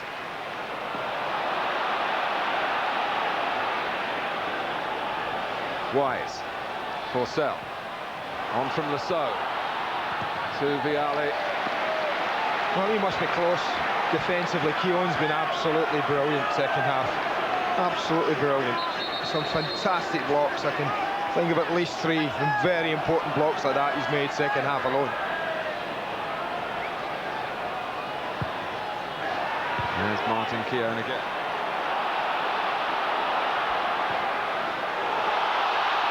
Diawara. He's strong on his left side.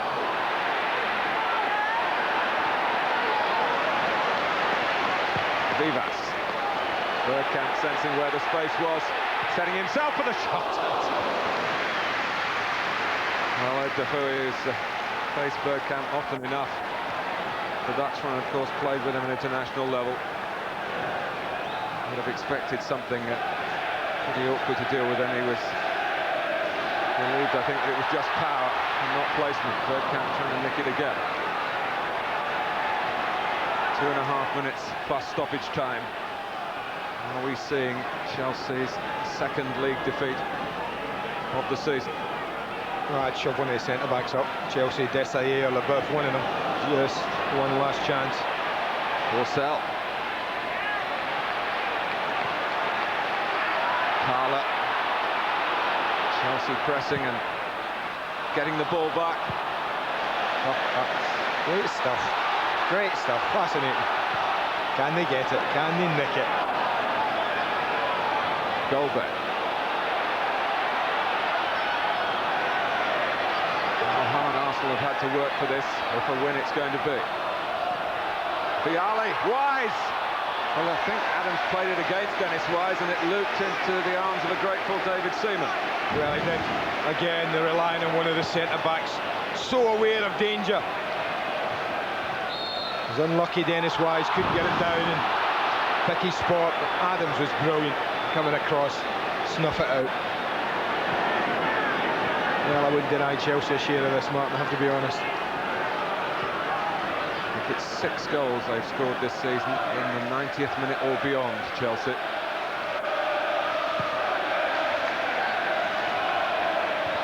Adams. Vivas, part of Arsene Wenger's "what we have, we hold" policy in this second half, which Chelsea have dominated territorially. Goldberg. That's a free kick, yeah. He has given it. Linesman's given a free kick.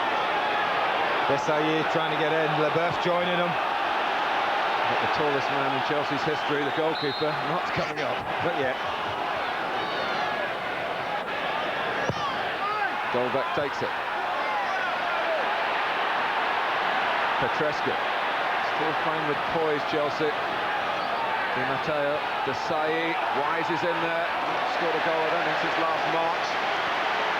And not scored a goal here. Well, the cool head of a World Cup winner there. You watch Petit here, not flustered, doesn't panic, late in the game, cool as you like.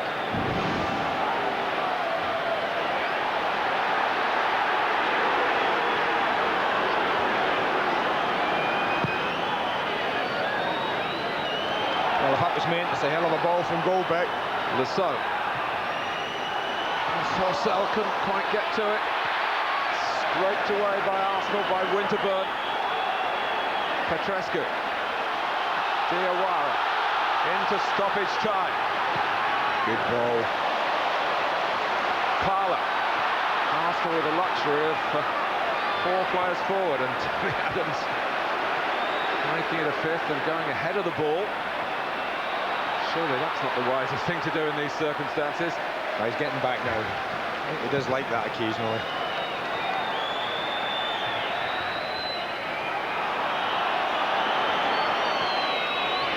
Goldberg. Di Matteo.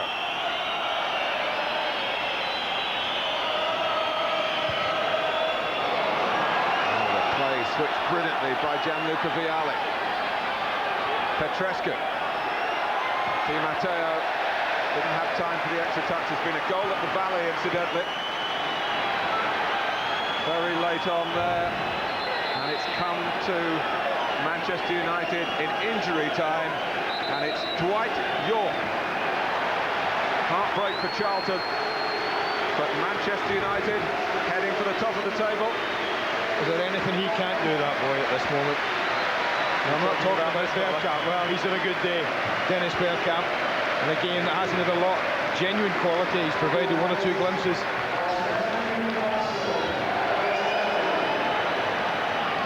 It's Matthew Upson. So Overmars off, Bergkamp off, and Nelka off.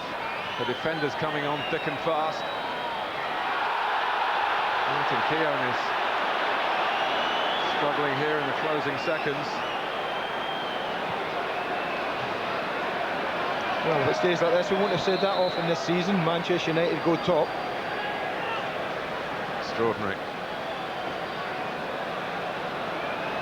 It has finished across London. Charlton 0, Manchester United 1. Yeah, there's a little going on as well. Ray Parlour and Dennis Wise need you ask who's involved. Remember.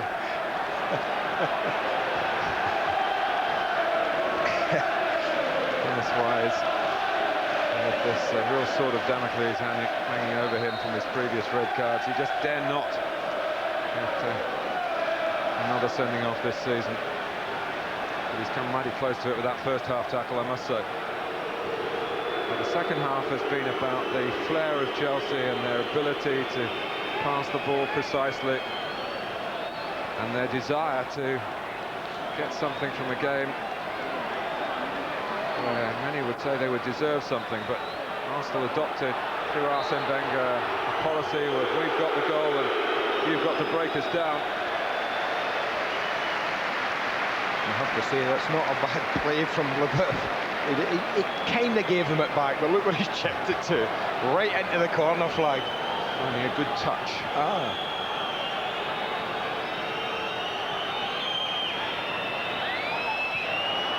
Diawara trying to break away. Leboeuf, in goes Parlour.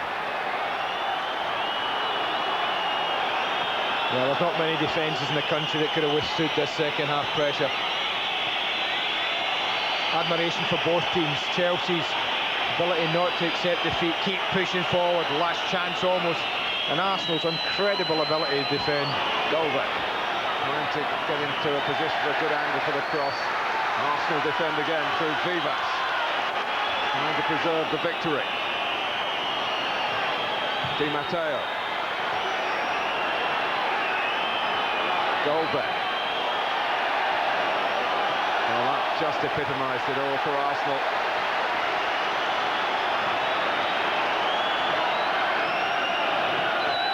The one goal, superbly taken by Dennis Bergkamp, has made Arsenal put themselves even more clearly in the championship picture. The end of Chelsea's great unbeaten run. 21 Premiership games between Highfield Road and Highbury. Just 1 point now between these London rivals. It means so much to Arsenal, and the referee's got a bit of sorting out to do before the players get off the pitch. Manchester United cashing in at Charlton as well on defeats for the top 2 now at the start of the weekend. Villa going down at Newcastle yesterday. But it has been a very, very good day, Andy, for the defending champions. Oh, without a doubt. I mean, this Premiership race now just gets tighter and tighter.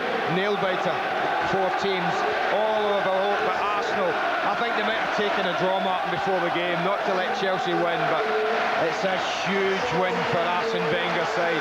Huge win for the champions. All right, they've lost a game, Chelsea, but they can take an awful lot from the game. An awful lot of teams would have gotten back and responded less well to this sort of setback.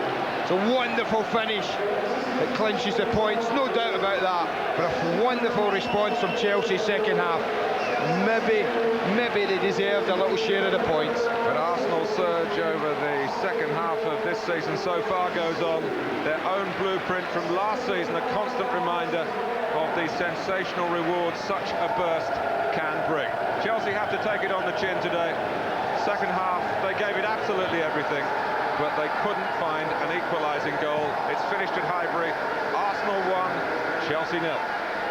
Pulsating 90 minutes. Very enjoyable, and there's a lot more live action still to come tonight here on Sky Sports 1 at 10:30. Of course, it's the Super Bowl 33, American football, as the Denver Broncos take on the Atlanta Falcons. And on Sky Sports 2 from 6, it's snooker, Stephen Hendry against Mark Williams in the final of the Regal Welsh Open. That's followed at 9 by live US Tour Golf, day 4 of the Phoenix Open. And coming up over on Sky Sports 3 next, more football as Celtic take on St Johnstone. And don't forget, tomorrow night from 7, it's the FIFA World Player of the Year Gala, live from Barcelona. And on Tuesday night on Sky Sports 2, it's FA Cup 4th round action between Spurs and Wimbledon.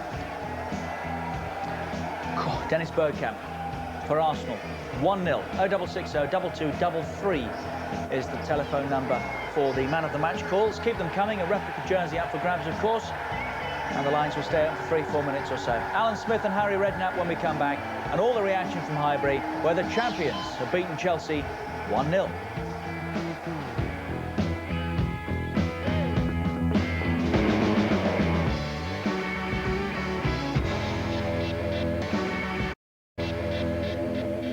Vialli said before the match he was the man that he feared most. Dennis Bergkamp's goal separating the teams. That was all, not much else.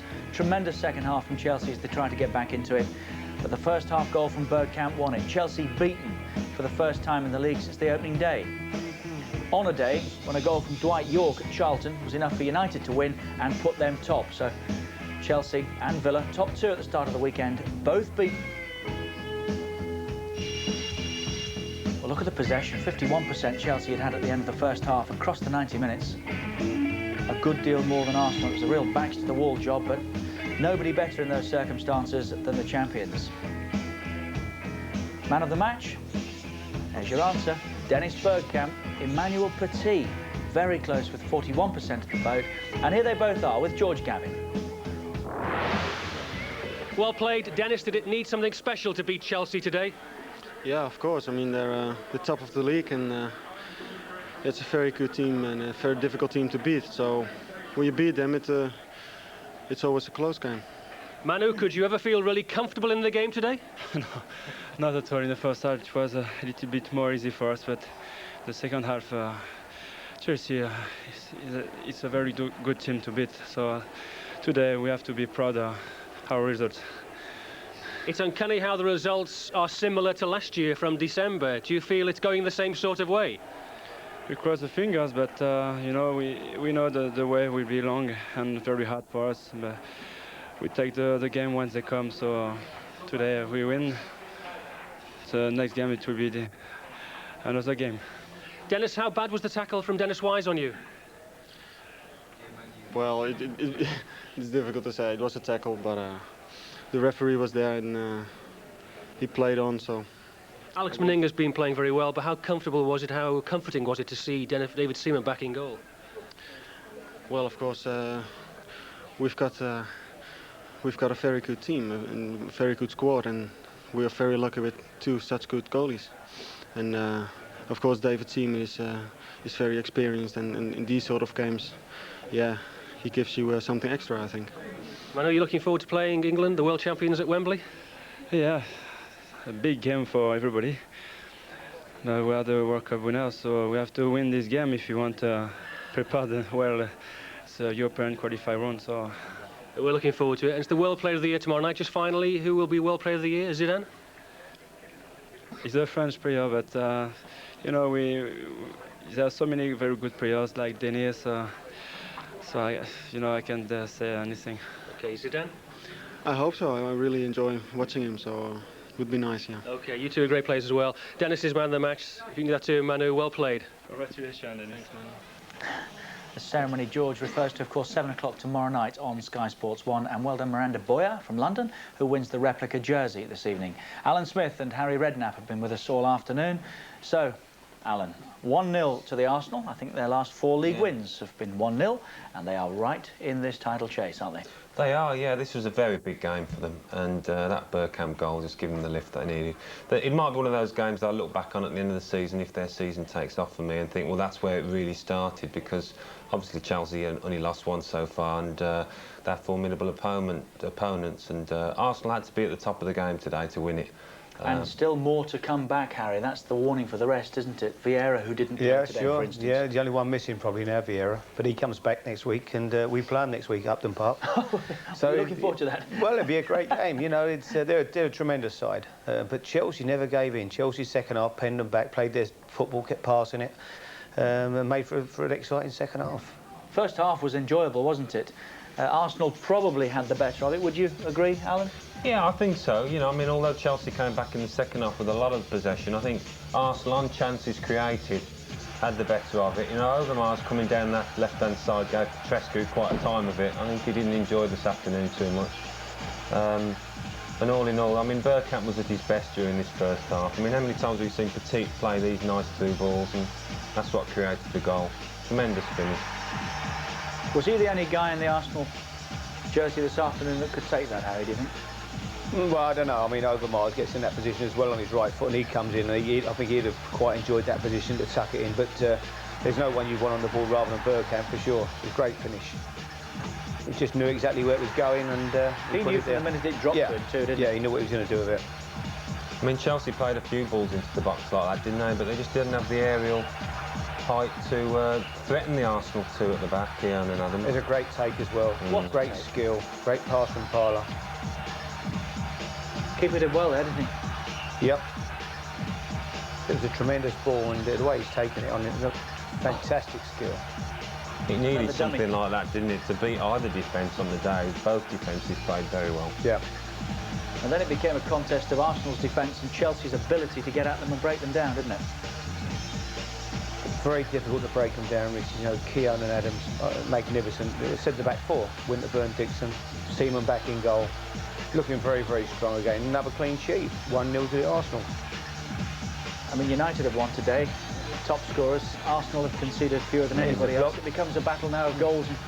How many times do we see Keown do that today? Block shots on target when people were lining up to pull the trigger, and he's come across from nowhere, made blocks. Fantastic. Yeah, I mean, the only thing with Arsenal at the moment, they're not scoring that many. I mean, it's enough because they're not conceding, but Man United, of course, are rattling them in.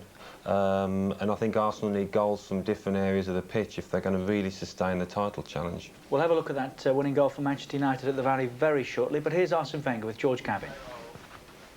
Arsene, did you have to work hard for that victory? Very hard, especially in the second half, because I think we wanted too much to keep the score, and didn't come out enough, and were maybe a little bit too much expecting or waiting for Chelsea, and that's why it was difficult. But once again, our spirit and our defensive organisation made the difference. And it took a special strike from Dennis, didn't it, to seal the victory? Yes, special strike, but in the first half I had always the feeling that we were dangerous, and much less in the second. We didn't come off enough, lost a little bit too many balls, but as well Chelsea wanted absolutely to equalise and put everything into it. That's why it was a very tense game, and that's a game where you don't have to make any mistake. How significant is that win today, bearing in mind Chelsea haven't lost since the first day of the season in the league? I would say it's a very important one for us, because it brings us 1 point behind Chelsea and keeps us up at the top of the table, not top, but just behind the top. And if we are consistent mathematically, we still have a chance. Manchester United winning this afternoon as well. Results are becoming very much similar to last season, aren't they? It's too early to say that. You must wait until April. I think once the teams are up there in April, if the same teams are up there, you could say that. At the moment it's very early, because I think still Aston Villa and will be involved in it, and Chelsea, of course, Man United, and I hope ourselves. What were your impressions of Chelsea today? I think in the second half they were very good combining, and I would say we had a stronger physical start in the first half when we were dominating in the fights. In the second half, when we couldn't keep them in their half, they were very dangerous. If you let them play, it's a very good team. You may lose Dennis Bergkamp, you certainly will for one game. It may be against Manchester United. How important is that game coming up now against Manchester United? The important one is the next one, that means West Ham. But I think of what you have seen of Chelsea today, and of the results of Man United since December, you mean just that don't speculate too much, just go and try to win the next game. If you don't win the next one, Man United has no signification. And as Harry Redknapp said, the next one is West Ham against Arsenal. Now then, we'll take a break. After that, we're going off to the Valley to see how Manchester United did against Charlton today. I think it probably will. If I was a betting man, I'd maybe say Man United have got the edge. They've just got that little bit more artillery up front, you know, if you're looking for a goal. They've got a lot of players at the moment. So it comes down to a battle, as we said, between them scoring goals and, for instance, Arsenal not conceding goals. Well, what yeah, wins the title? how many times you can win 1-0, I'm not sure. You know, Bergkamp may be suspended for a game. If Anelka gets injured, good sign actually today with the French lad Diawara coming on. He looked a handful. And they've got Carnu to come in as well. So those two players may be key players for Arsenal. And all of a sudden, Harry, we're not talking about Chelsea and we're not talking about Aston Villa, and we should be, shouldn't we? They're bang there. I mean, it's all to play for. As I say, it's a great way to have it, Richard. You know, it's not a one-horse race this year. It's going to go right to the end of the season. I think there's some great games to come. You know, saying Arsenal got to go to Old Trafford and, you know, some really big games, and looking forward to them. Right, now, looking forward further ahead into the week, Thursday night, we've got a celebration of sorts. We have 10 years of sport on Sky to look forward to. Sky Sports, a lot of live sports. Celtic and St Johnstone now over on Sky Sports 3. That's live, of course, from Celtic Park. Our third live game